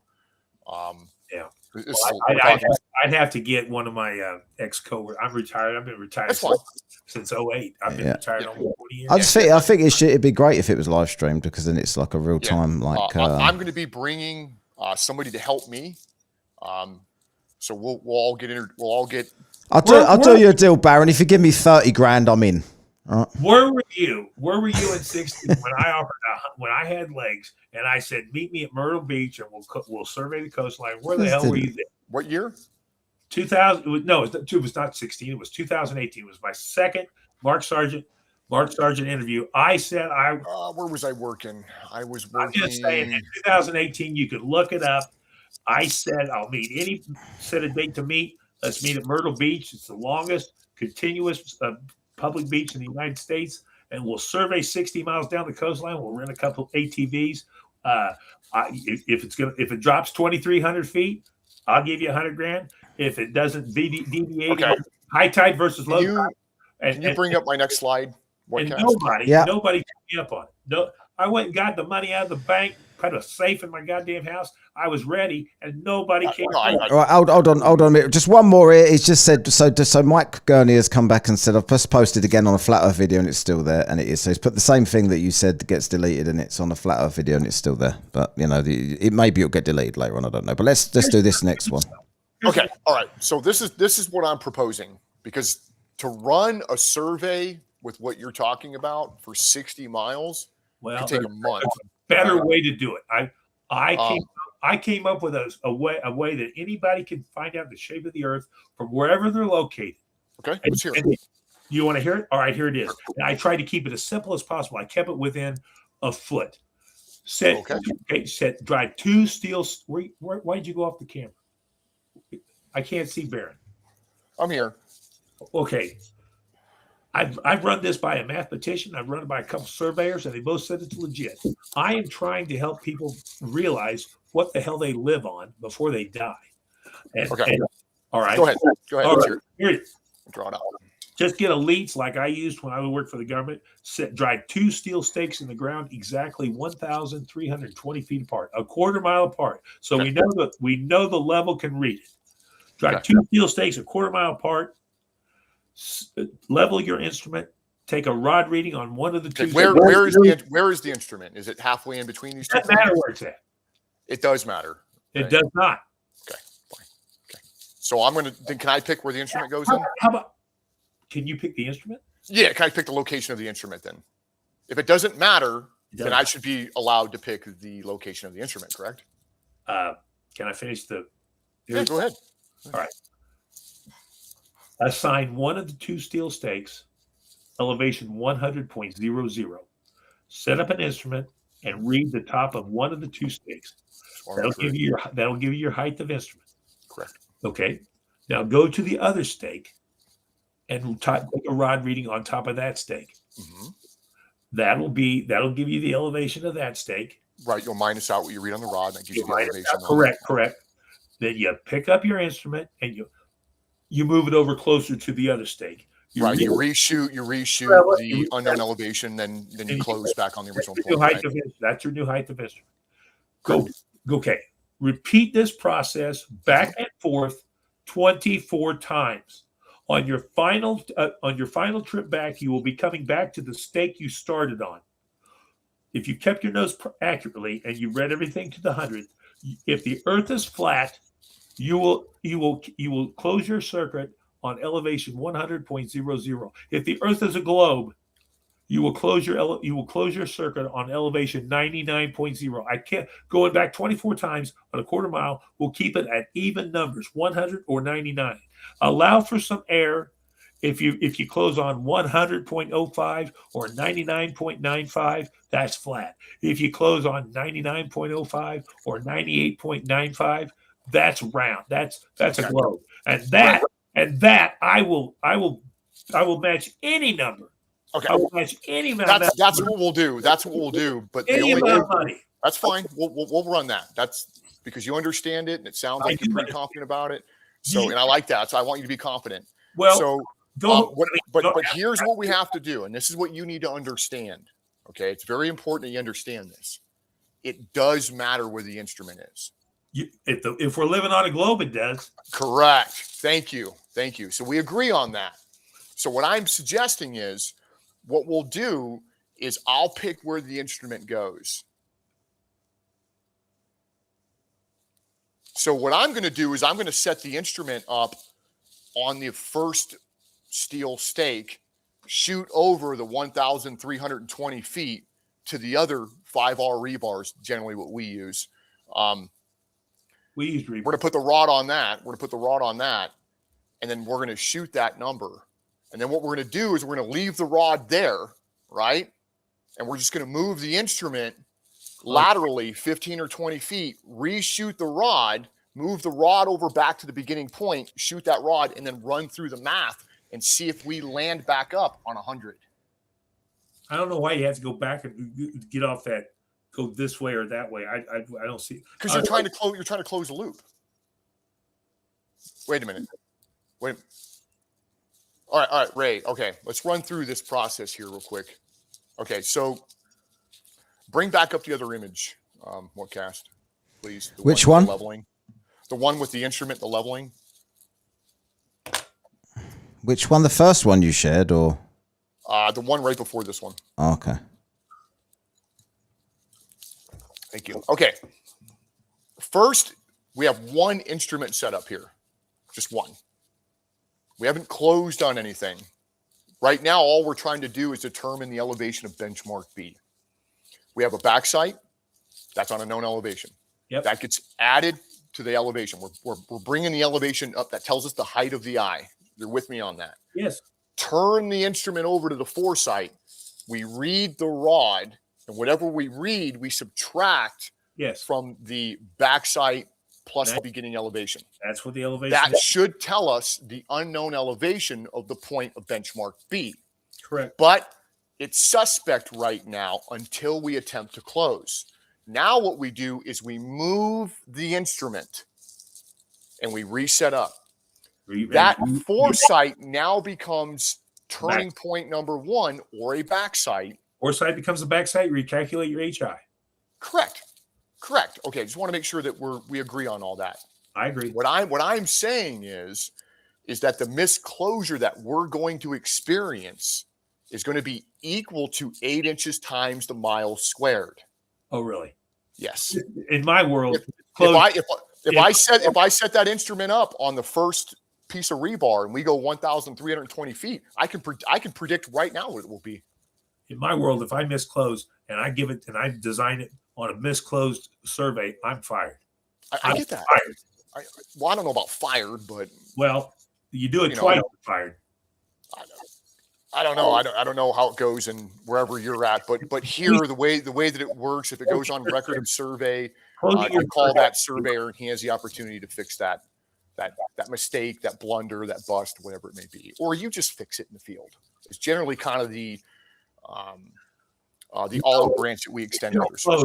People make mistakes. If you don't, they do. And if you can't close your survey, you go back and you find your damn mistake, and that sucks, especially on big surveys. You can narrow it down usually to which turn you were on, but there's a mathematical formula there of balancing foresights and back sights, and that's why equidistant is very important here, Ray.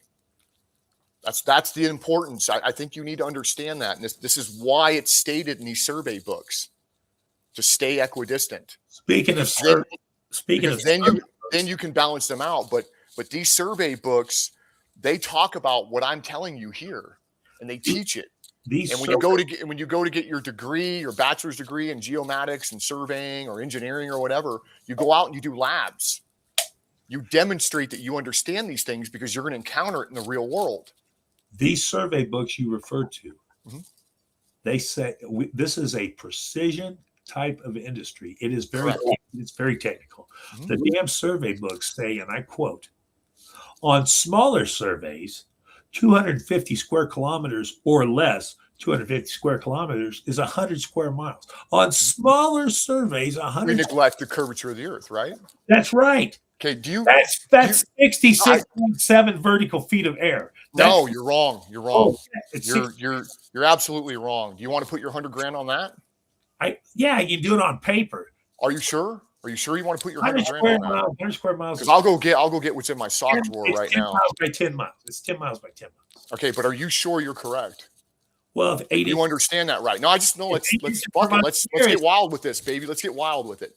I'll go grab $10,000 out of my sock drawer right now. You grab $10,000 and we'll bet on just this. We'll just start nicking away at that 100. If 8 inches per mile square is correct, then yes. You're wrong. 10 miles. You're wrong, Ray. 66. Go ahead. God damn it. Just 10 times 10 times 0.67. What is it? 10 times 10. It's 67 feet. No shit. What did I just say? No, you're right on the number. You're just wrong in understanding. I said if 8 inches per mile square is correct. Right. No. But you brought up plane surveying. And what you tried to do is conflate it. So what you did is you're misunderstanding between plane surveying and geodetic surveying. Disregard the curve. You tried to conflate it with vertical. Plane surveying takes place in the horizontal axis, right? It doesn't take place in the vertical axis. On smaller surveys, 10 miles to 100 square miles or less, or 10 miles. Ray, you can't ignore the curvature of the earth and the operation of leveling over any distance. I ignore whether it's a plane survey or a geodetic survey. This is just a fact. My entire career. Also, it's a Jedi mind trick. On smaller surveys, 100 square miles or less, I've never seen a survey 5 square miles. All right. I've never seen one 5 square miles. Is this book correct or is this book wrong? What do you think? I see what that book is. I see it's black. It's called Surveying, 8th edition. It's the Bible for surveyors.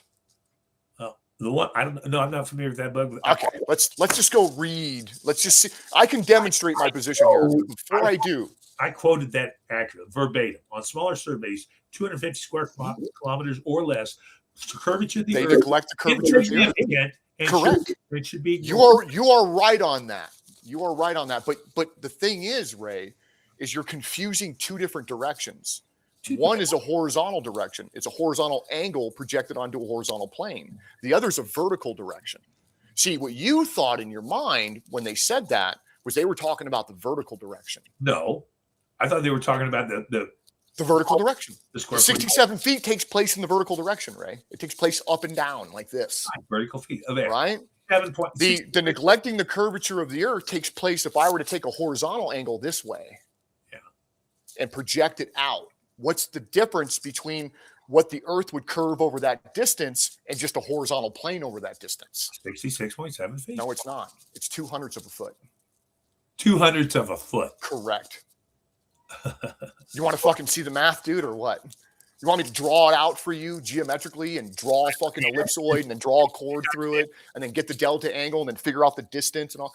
I mean, I'll demonstrate it, but let's do some money. Times 10.0.6. Because that's something else I'm willing to do with you. 10 times 10 by 0.67, man. I think we better get an agreement, a clear agreement on what you both want to do here, and start getting to the. I can do it all. I don't know what you're talking about. 200. 200. Think about it. Let me explain it to you, Ray. Let me explain it to you. Okay. If you have a half moon, think about a half moon, right? Yeah. You've got a straight line here, right? You've got an arc going like this. Yeah. Okay. You got a hostess snowball. Okay. Yeah, you got half of a snowball. All right. And I took a piece of chalk. Right. And I traced along the outside of that snowball. Yeah. And then took a piece of string and put it, or actually fuck tracing it. Take a piece of string, right? Yeah. And I put a dot here and I put a dot there. And I take that piece of string and I stretch it out and I put it down and I measure it. Right? Yeah. And then I take and I measure the line going through the snowball. I take another piece of string. Yeah. Okay. I mark it and I measure, I compare the two. Which piece of string is longer? The one that went over the snowball. By how much? I don't know. You're talking. And in this application, 2/100 of a foot over 10 miles. 2/100 of a foot? Over 10 miles. 2/100 of a 2/100 of a foot over 10 miles. That's not elevation. That's just correct, dude. That's correct. There's no 67 feet of fucking drop. It's a horizontal plane. It's a horizontal angle, and that's why we can assume the Earth is flat for 10 square miles. Because who the fuck is crying over 2/100 of a square foot? But vertically now, it's a whole different ball game, and that's where I want to play. Is in the vertical direction. You're talking distance. They're correct. You're talking. You tried to conflate the two as if they were the fucking same. But listen. When you survey on a globe, every shot you take on natural ground, the damn globe or the curvature is baked in the survey. Baked in. It measures it directly, dude. It measures it directly. Leveling measures curvature directly. It's in the vertical plane, so it measures it directly. You know, when you do a survey, you have to figure. I read Stadia to see how far my rod. So do I. I read Stadia as well. I read Stadia. That gives you distance. I've got I also read right here with it in there. I also read the rod, and that gives you elevation. And across 10 miles on a globe given size, there is 67 feet. Yes. Right. If I'm standing over here at point A, okay. You're talking distance. Okay. It's 66.7 feet. Podcast, bring up the other slide. You're saying the last slide with the Marriott Hotel, please. 200. This is what you're talking about. This is what you're talking about right here, Ray. The elevation of that crosshair is 13 feet. That's the Marriott Hotel on the south side of Lake Pontchartrain. Look where the crosshair is up on that building. What you're telling me is if I walked across a flat plane and I put a dot at 13 feet on that building, that's where it would be? If I walk on a flat plane on a kitchen table, 23 miles or whatever it is, okay? I walked across a flat table, no elevation change whatsoever. I walk across a flat plane and I go over there at 13 feet and I draw a line on that hotel. At 13 feet, that would be flat Earth if that crosshair was right there at 13 feet. But it's not. It's at 387 feet. That's a problem, dude. And that's what I'm trying to tell you. I'm going to show you on the rod. Excuse me. I'm going to show you that on the rod, Ray. Okay. Because it takes place in the vertical direction. That's That's what happens in the vertical direction. If that were 10 miles, yeah, then yes. If you were hanging out of the window of the hotel and I'm like, Ray, I can see you. Draw a line at 67 feet. That line would hit it. That crosshair would hit it. That's a problem. And that's what you're looking at right here. It's the same thing. It's no different. Baron, it sounds like you're trying to talk him out of this. That. Stop. Huh? It sounds like you're trying to talk him out of this bet. Stop immediately. No, I'm trying to get him. I want to make sure that he understands so that when it comes time to pay up, he can hand over the money. I don't have to go through no bullshit. Because flat earthers don't pay me when they bet me. Oh, I couldn't get a Glover to meet me at You found him, dude. I just got to bring the money to the table now. I went public and I said, I don't give a shit if it was a mathematician, a professor, or a journeyman land surveyor. Let's just make, I thought my bet was fair. I thought somebody would take me up on it. And what I did find, that is fair. There was a guy from Europe named Williamson, I think his last name. He was going to do it. And I said, okay. And he was like, I felt like it's almost like in a lawsuit during litigation, they test each other. They see how far you're willing to go. But will they actually meet you in court? I'd go to the mat. I said, Williamson from Europe, he took me right up to the very point. I never backed out. And then he never showed. He disappeared. Now, I thought he was going to take me up on my Myrtle Beach. But since then, this 1,320 feet apart, back and forth 24 times. 400ths of a foot, by the way, will be the difference in the rod readings on 1320. 400ths of a foot? Yeah, that's the drop that we'd expect to I'd see. have 1,320 feet. We'll go over the math. Don't worry. I'm going to make sure that you understand the geometry behind it. I came up with that test because I wanted to tell people how they could determine for themselves. I like for people to do it themselves. I don't want to tell them. I want to tell them how they can find out for themselves. Yeah, me too. Okay, that's cool. On that much we agree. But well, just do it longhand. You tell me if that test, if on the 24th trip back, when you zero out on the same stake, rebar stake that you started on. Mm-hmm. On a flat Earth, you close on 100. On a globe Earth, you close on 99. That's it. I don't. Yeah. You close on 99. There's a whole foot there, and I'll give 10. Right. The only way that works for you. No, it works on a globe. No, it doesn't. You got to have the distance. Ray, what do you think causes the drop? Distance. The further something goes out, the more the curve goes away from it. Yes. That's what causes the drop. So Right. the placement of the instrument is very vital here. Right, can I ask? Because Baron, sorry, just slightly while we're on this subject here, I want to get Ray to agree to something. Baron, do you remember the other day when I brought you onto my live on TikTok and that dickhead was on there, Solly or whatever, and he was trying to pretend that things drop at the exact rate of curvature due to perspective? Yes. Yeah. So what do you think, Ray? Do you agree that it isn't perspective that makes things drop? No. Good point. Okay, good. No. Good. Because we can demonstrate it on a kitchen. By the way, make sure hasn't called me a dickhead yet, and I feel honored. What's that, mate? No, man. There's no reason to get. I think maybe I'm a little heated here. I'm a higher level guest than he's had in the past. Right, hold on. I'm going to do some super chats here quickly because we've got a bit of a pause here. So we've got IC Spin here says, will you put 100k in escrow like real bets? Baron's already explained that he won't do that. I don't have 100 grand. He hasn't got 100 grand and he won't put it in escrow because he's not called Baron. And JD says here, 4.99. I'll be waiting, Ray. Prove me wrong by losing your money. JD says this, right? And you got Kango here, having a bit of a dig at everybody. Kango says, I have just joined. Is this some fucking hillbilly convention? Yep. Yeehaw! Yes, it is. And then we've got Kango again saying, it's like I've walked into Deliverance. Fuck.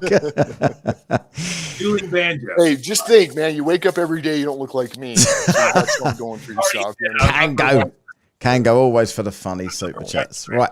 We need to get an agreement. So Ray, have you got any kind of disagreement with what Baron's proposing here?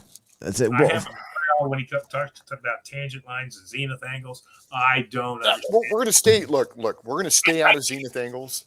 I mean that's my forte. So just so you understand, he just said something I got a problem with. He said it does matter, and it would matter on a globe when you go out where you set up the instrument. That's absolutely true. If that is true, then when you do a survey for a major construction site, you wouldn't just have to mark a benchmark. You'd have to mark where you had the instrument when you set up, because when you ought to check construction when it's completed, you'd have to set up the instrument in the exact same location on the globe. When you don't, all you got to do is read the benchmark, the same benchmark that was set, that the whole damn thing was designed from. The Hurricane Dam don't give a damn about the curve of the earth. It gives a damn about what the benchmark was. And and there was a benchmark set when they surveyed that dam. And I agree, on a globe, it does matter where you set the instrument up. So okay, then why don't they teach us to mark our location of setup? Because they got to set up in the same damn place if we're living on a globe when you come back to check it. And they don't teach us to do that. Because that's why you stay equidistant, Ray. If you maintain the same distance between your foresights and backsights, you're covered. The second that you don't, then yes, becomes important. That's why I suggested when we broke down the instrument to close the loop to come back, we didn't move back and forth along the X. We moved back and forth along the Y. We're in the same location. Yeah. We just changed the Y distance. The 2,000 feet this way is the same, and the 75 feet this way is the same. Yeah. That's that way when we come back. And so I like that. And the reason why I like that is because the misclosure becomes fucking ridiculous, right? It's like 2 inches now. Why don't you pinpoint where you set up on the original survey? We're going to do. You're going to have to. No, I'm talking about the real world. In the real world, I do. No, they don't. I do. If I'm making that long of a shot, I don't. I got a guy putting nails in the ground, circling them up, and I'm writing them in my book. You want to see it? Nails in the ground? You mean nails in a tree? Nails in a tree. What do you drive nails in the ground for? Nails? I mean, so I can get a benchmark driving a nail. That way we can hit those points on the way back, Ray. The same points. Right? It doesn't matter. That's the whole point, right? Is to balance them out. I hit a plus, I hit a minus becomes a plus becomes a minus all the way back. Yeah, on concrete, I do a little chiseled X. We circle it with paint. In the asphalt, I do a PK nail. In the dirt, depending on what the soil is, I might use a hub with a tack in it. If it's strong dirt or good soil, I might use a 6-2D nail. You're surveying in a lot more urban ground. I was out in the country working with farmers on farmland. So that's what I meant, a nail. I didn't get your nail in the ground. I get it now. Oh, okay, gotcha. I've driven nails in trees for benchmarks, or nails in a wood fence post, barbed wire fence post. But sure. I just didn't understand. Yeah, technically, a bench loop is you want to start out from here and you want to run kind of at an arc, hit your point, break down your instrument, and then run back this way. Technically, that's the way you're supposed to run it. Generally speaking, I run what are called link traverses. I just come in a straight line. And the only thing that I change in that is I move the instrument laterally. What are called side shots. I don't know link traverses. All I know is what the USD taught me to do, and to do the surveying they needed done. Gotcha. I did do, maybe not multi-million, but near a million. Anyway, I did. They entrusted me to survey very expensive projects that the government paid for, and for flood control, they were the biggest ones we did, flood control structures. But anyway, and hold on. So you were doing flood control, and you're telling me that your foresights were 1,320 feet away? Yeah, with elite self-leveling. Yeah, you were hold on, Ray, and you were closing. Yes. Hey, no. I'll give you one better. We did. I gotta fucking see this too. Wait. I'm telling you a true story. I'm sorry. This was soon Go ahead. after, No, I'm sorry. right after I got on with him, right out of college. I was located in Milan, Missouri, Sullivan County, Missouri. Mhm. And Milan was the county seat. That was my first workstation out of college. We were doing flood control structures on East Locust Creek watershed dam. Because flooding was an issue there, these things had to be surveyed and tied to elevation above sea level.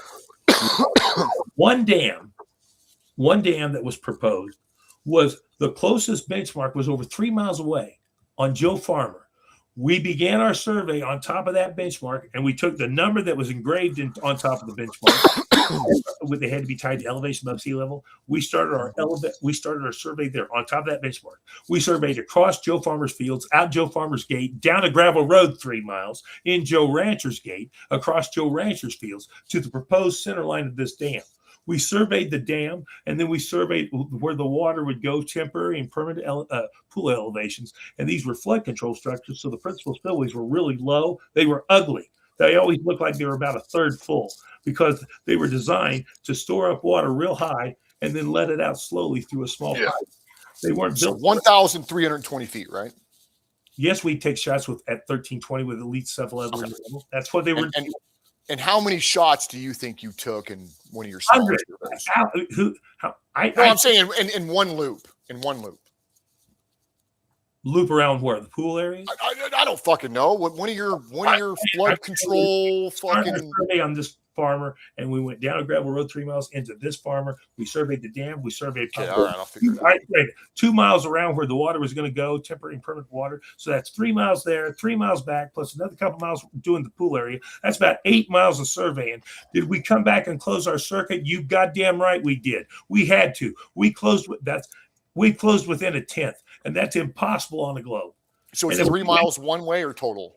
It was probably 8 miles total. It was definitely 3 miles there, 3 miles back, and then there was another couple miles survey. No. I just want to isolate one survey. Like this was one a smaller one, dude. Like I don't want miles. Just give me like something smaller. Can you think of anything on your mind or? If you're just working on one farm and you had to stay on his farm, let's go with that. Yes, so you're doing an elevation. You're doing an elevation certificate for that guy, right? He's got to tell the insurance company that he's, either here or here, correct? Well, if you're working with one farmer, the water's got to stay on him. You can't cross property lines. You can't cross under. Right. He needs to tell FEMA. Here's the floodplain, Ray. Right. Here's the floodplain. I was trying to tell you a job that I was on. I know, but we went 3 miles there, 3 miles back, another couple miles. So I figured that's 6 miles. We closed our circuit. We came back to that where we began days later, hundreds of shots later, probably 30 or 40 turns later, and we closed our circuit. And if we didn't close our circuit, that survey was junk. We had to close. It took days, and it was interesting. Right. It was like within a year or two after I got out of college, and I was involved on that survey. There's 24 setups. 24 setups on my test. Yeah, on your 6 miles. 24. Well, you take the shots. You can't always see a quarter mile. There might have been a hill in the road. You take the shots. Nothing was equidistant. Nothing was equidistant. You take the shots you can get as they and you read stadia for the distance of how far the rod man was away from you. You take the shots that the brush and the trees and the topography of the land will allow you. Yes, you take the fewest amount of shots possible to. Yeah. But no, we didn't take 1,320-foot shots every shot. Okay. Shit, sometimes we took a 100-foot shot. If a tree was in the way or a hill was in the way. Yeah, you're right. I don't have the data, so I can't really compute it. I'm saying we went that far and it took days, and we came back and we closed within a tenth of a foot. Okay. Over 8. Whoa. Go. You closed within a tenth. That was over or within a tenth? Within a tenth. Within a tenth. That's a tenth each way. I know that's sloppy survey, but over 8 miles, it's really not. I don't remember how close to zeroing out we were. I was new on the job and I was learning, and they did let me run the instrument. My supervisor would check my reading, before, there was 3 of us on this job. Me, Larry Ferris, and Ed Kennedy. Ed Kennedy and Larry Ferris were the 2 guys that I worked with on that job. You can go back and see if they worked there. Ray, I believe you, man. I don't doubt that you did this work, man.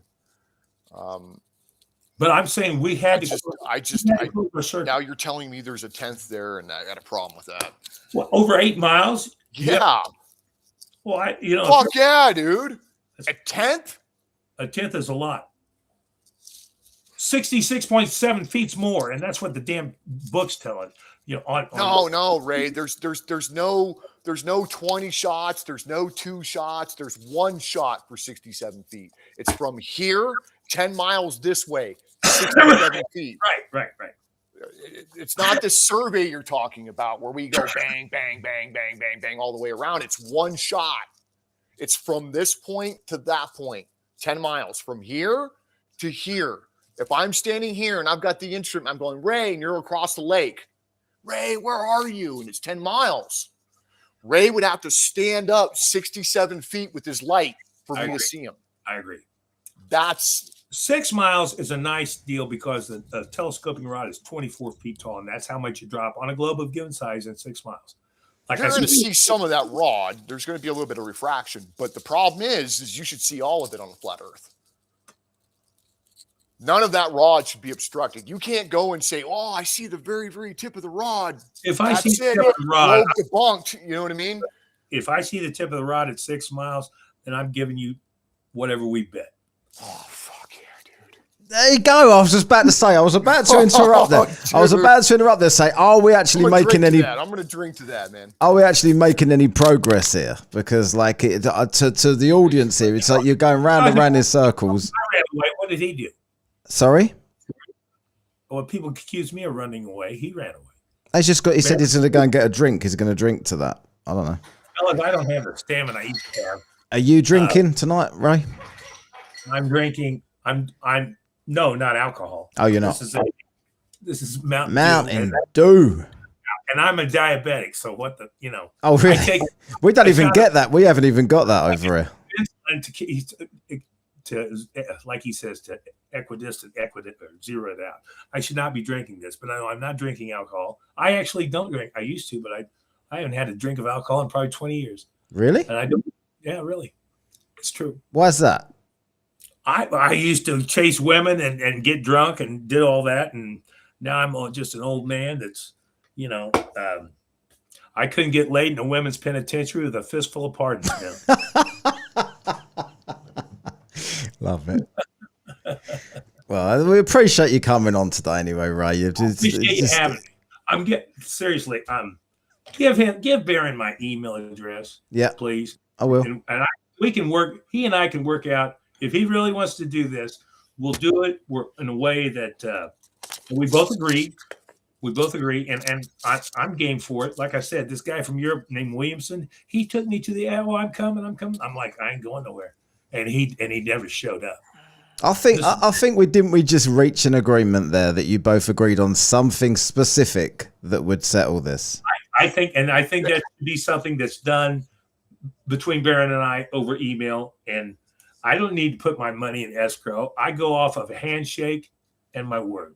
Right. I even did that when I had a duplex. I'm good with that. Okay, that's cool. Yeah, I'm good with that. Can we? I don't know how long we've been on. I hope you had enough viewers that it was worth your time. Yeah, of course. Thank you. Thank you for your time, Ray. Cheers. Thank you. Hey, Barron, we'll be talking to you. All right.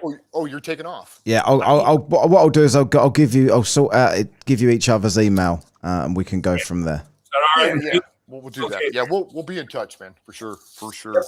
Thank you, Whitecast. Thanks, Mike. I guess I'm signing off. I'm going to close my door. All right, okay. Take care. See you later, mate. What do you think about that, then? I think he's genuine. Yeah? I think he's genuinely confused. Do you think he's going to come through with this? I was trying to prompt you there. I felt like you was talking him out of it for a little while. I think he's a decent enough guy to cover my expenses. Obviously, letting go of $50,000 is quite a bit of money, and who knows who's involved in his life that might step in and say that we're trying to swindle him or something like that. I'm thinking the vibe I'm getting is that he's got a lot of money knocking around the place, and I do think he'd pay up. I do. I mean, that's the vibe I get too, right? Obviously, Flat Earth is going to crucify me for taking $50,000 off a cripple guy. Yeah, but if he agrees you were right, then what's the harm? Like, it's not like you've mugged him, is it? Like, you've beat the shit out of him and stolen it. Right. And so, there is some concern there that he'll accept the data.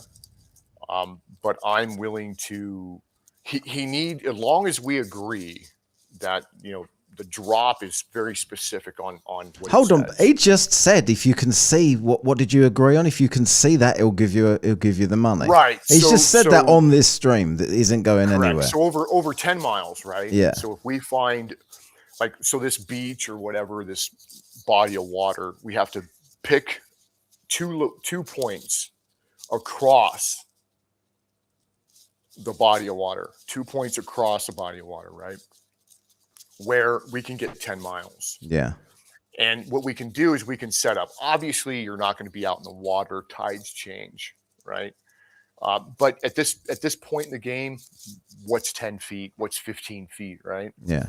And we'll set up somewhere. We'll put the instrument down. We'll get our eye height. And then we'll look across. And we'll figure out something that's over there, right? Or even a person that's over there with a fucking ladder and a tripod, whatever. We'll figure it out, dude. We'll iron out those details. I like that. I like that he's willing to accept that. But what worries me about that is I show him these pictures of the Marriott Hotel where my crosshair's at 387 feet on the hotel, but above the water, I'm 13 feet. I mean, that should tell him the story right there. So that's a little bit concerning, especially considering he's not like I gave him the chance to play the that's just atmospherics game, like perspective, right? Or the perspective game. But those idiot flat earthers they've now decided that the horizon doesn't rise to our level; it drops below our level all the time because you have to, right? Yeah. The evidence is there. The only other thing that you can do now.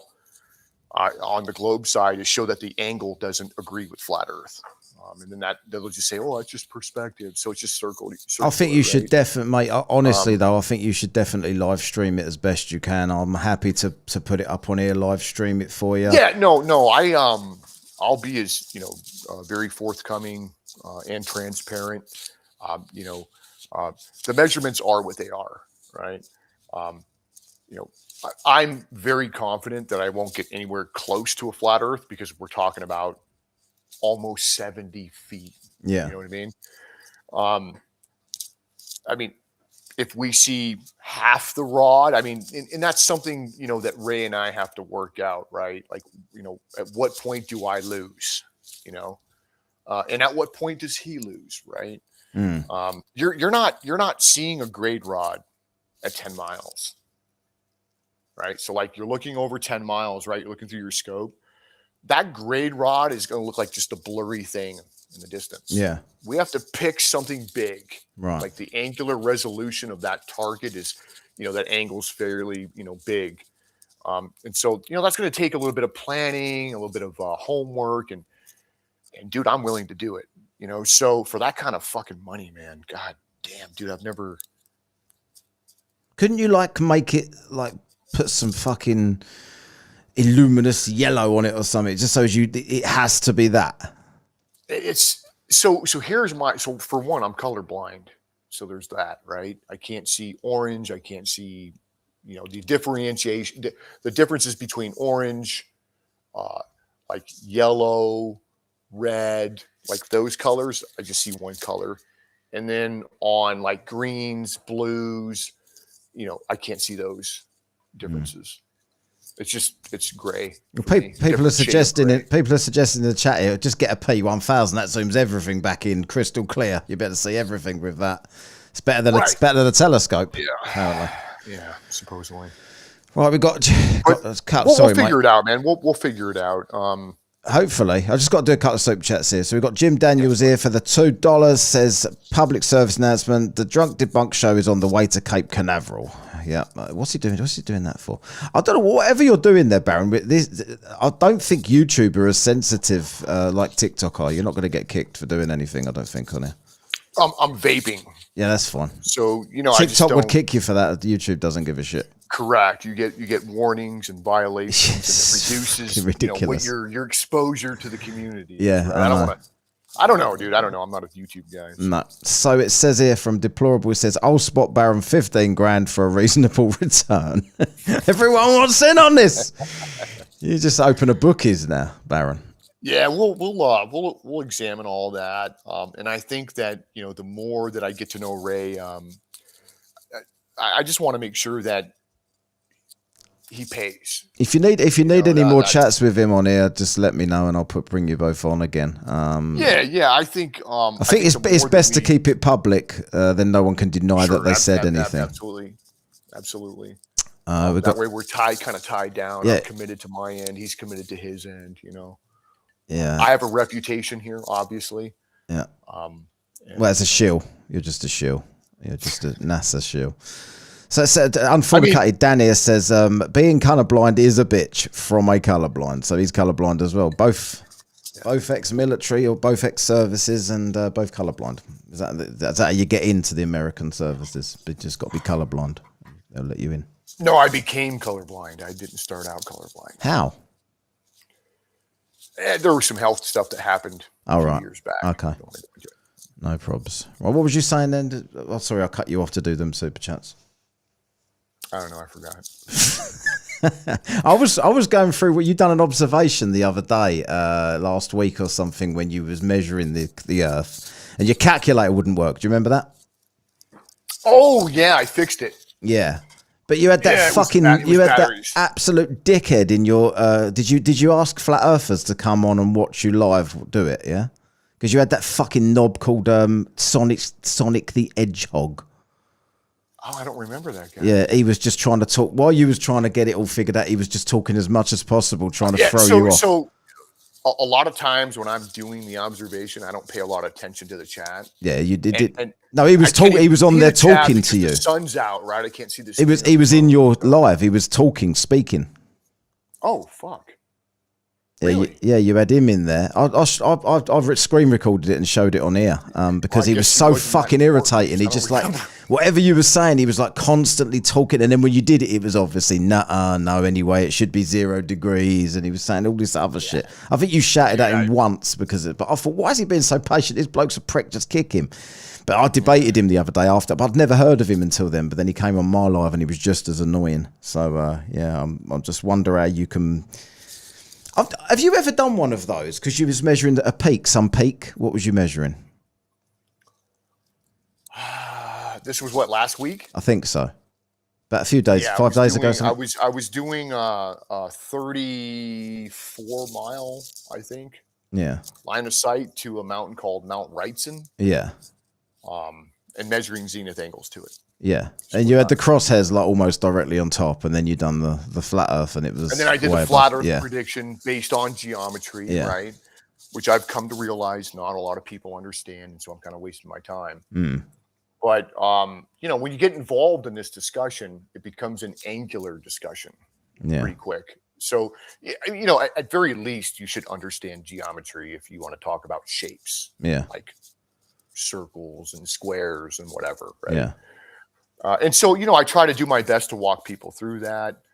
But I've kind of come to a point where I just don't care anymore whether they believe it or they don't. Until they start saying 50 grand and then you care.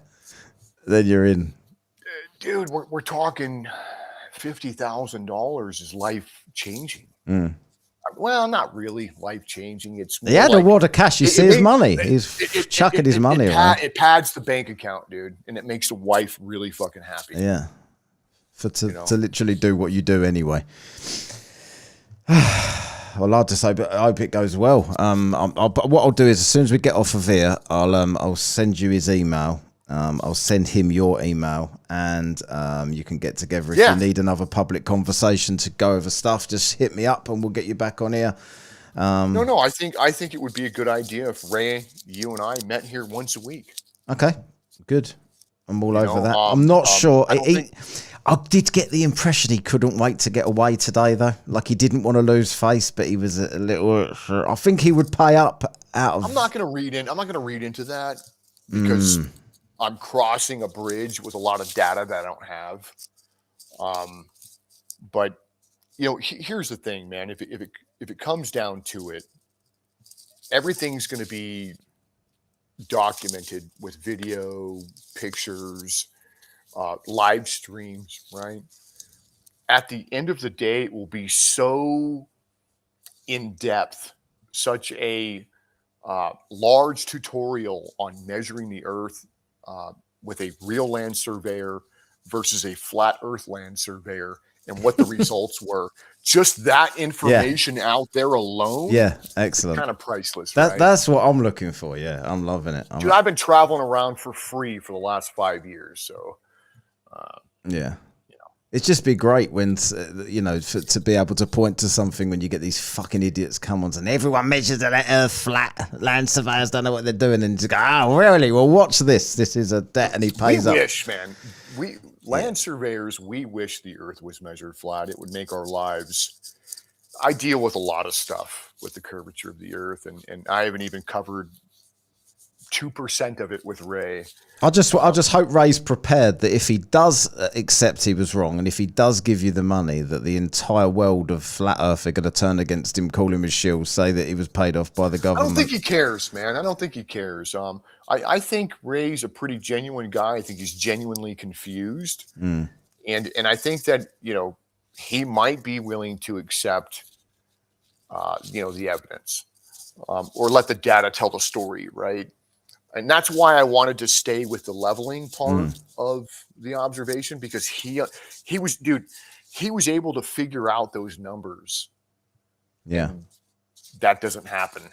That just doesn't fucking happen, right? So, and that's very attractive to me because it means that I can demonstrate the curvature of the earth through that process. So. Oh, I'm intrigued to see where this goes. Me too, man. Me too. It might be fun. Yeah, it should be. Right, I'm going to let you go then, Baron. I'm just going to quickly close out the show here and get myself off to bed. Thanks for having me up, man. No problem. Stay in touch, and I'll shoot you his email. You can have a conversation. Make sure you fucking save everything he sends you. And we'll document all of this, what he says on here as well, to make sure. But if I was you, I wouldn't hang around. Like, get it done ASAP. Don't. November is my time. Really? Yeah. You're giving him plenty of wiggle room there. I'm a busy guy, man. I'm working, and a lot of these projects, my ego is tied to it. Okay. So, right. Yeah. So I can't just step away it could take a week. I don't know. Who knows? Ray's got from November to January, I've got a pretty big window there where I can move around. So. Okay. All right, mate. Okay, I'll catch you later, and I'll speak to you soon. Cheers. Right. What do we think of that? That's funny. I don't know. What do we think? We've got to do COTW quickly before we go? So who are the candidates? Should we put Ray as a candidate this week? What do we say? If you think Ray deserves to be in the on the list for the COTW, put a 1 in the chat. You just made the list! So we're definitely going to have Shite on there, because Shite blocked me. Shite, after everything he said, has decided he's going to block. He blocked me from TikTok, so he can't come into my chats. I can't go into his chat anymore, because that's why he blocked me as well. He blocked me because he heard me say, because he's an avid viewer. Hello, Shite, by the way. He's an avid viewer, and he blocked me because I told him, or I told the world, that next time I see Flat Earth Dave in his live chat, I'm going in there to ask Shite why he will not defend Dave's app when it's brought up in arguments with him. And yet he sits there pushing it. And that is why he He's blocked me. He's going to pretend there's other he ain't worth my time. I destroyed him so bad that I can't be bothered anymore. But he didn't block me after that conversation. He blocked me days after because I was hanging around. I was jabbing him from all angles, and now I'm gone. But I've got other accounts, shite, so I'm still going to screen record everything you fucking do, you blob. So, it just looks like shite. Shite wins. So, there's no need to do a thing, is there? Shite's going to... shite. You just made the list again! And also shite. Cunt of the week. Cunt of the week. It's time for cunt of the week.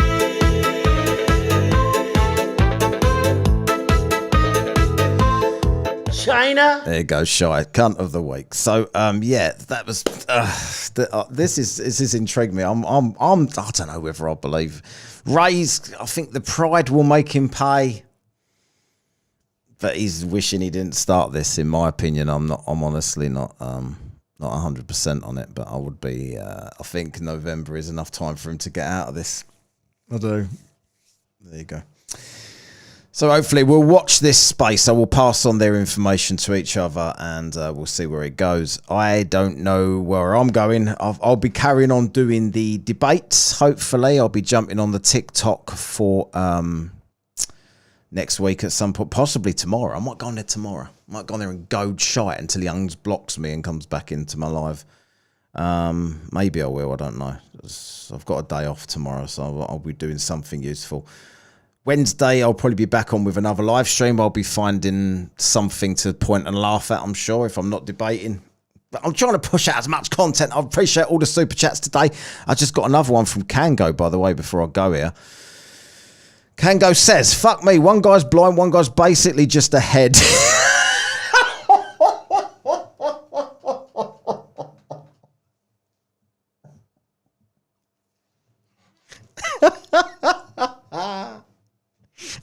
No.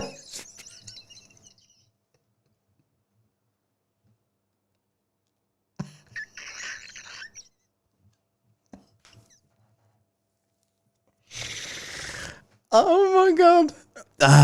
Who the fuck knows who the fuck knows what's going on? Oh my god. Fucking hell.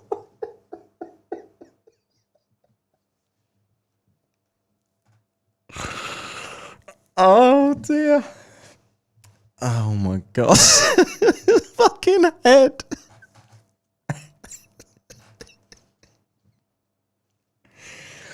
Oh my god. Right, I think that's... Oh. I'm gonna go on that note. I'm gonna go. Oh, see you later.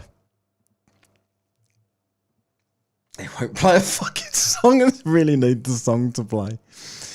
I don't know why that won't play. Let's try something else. Actually, that's not doing anything. I'm just going to end the live because nothing's going to play for me. It's fucked up. Cheers. I'll see you all later.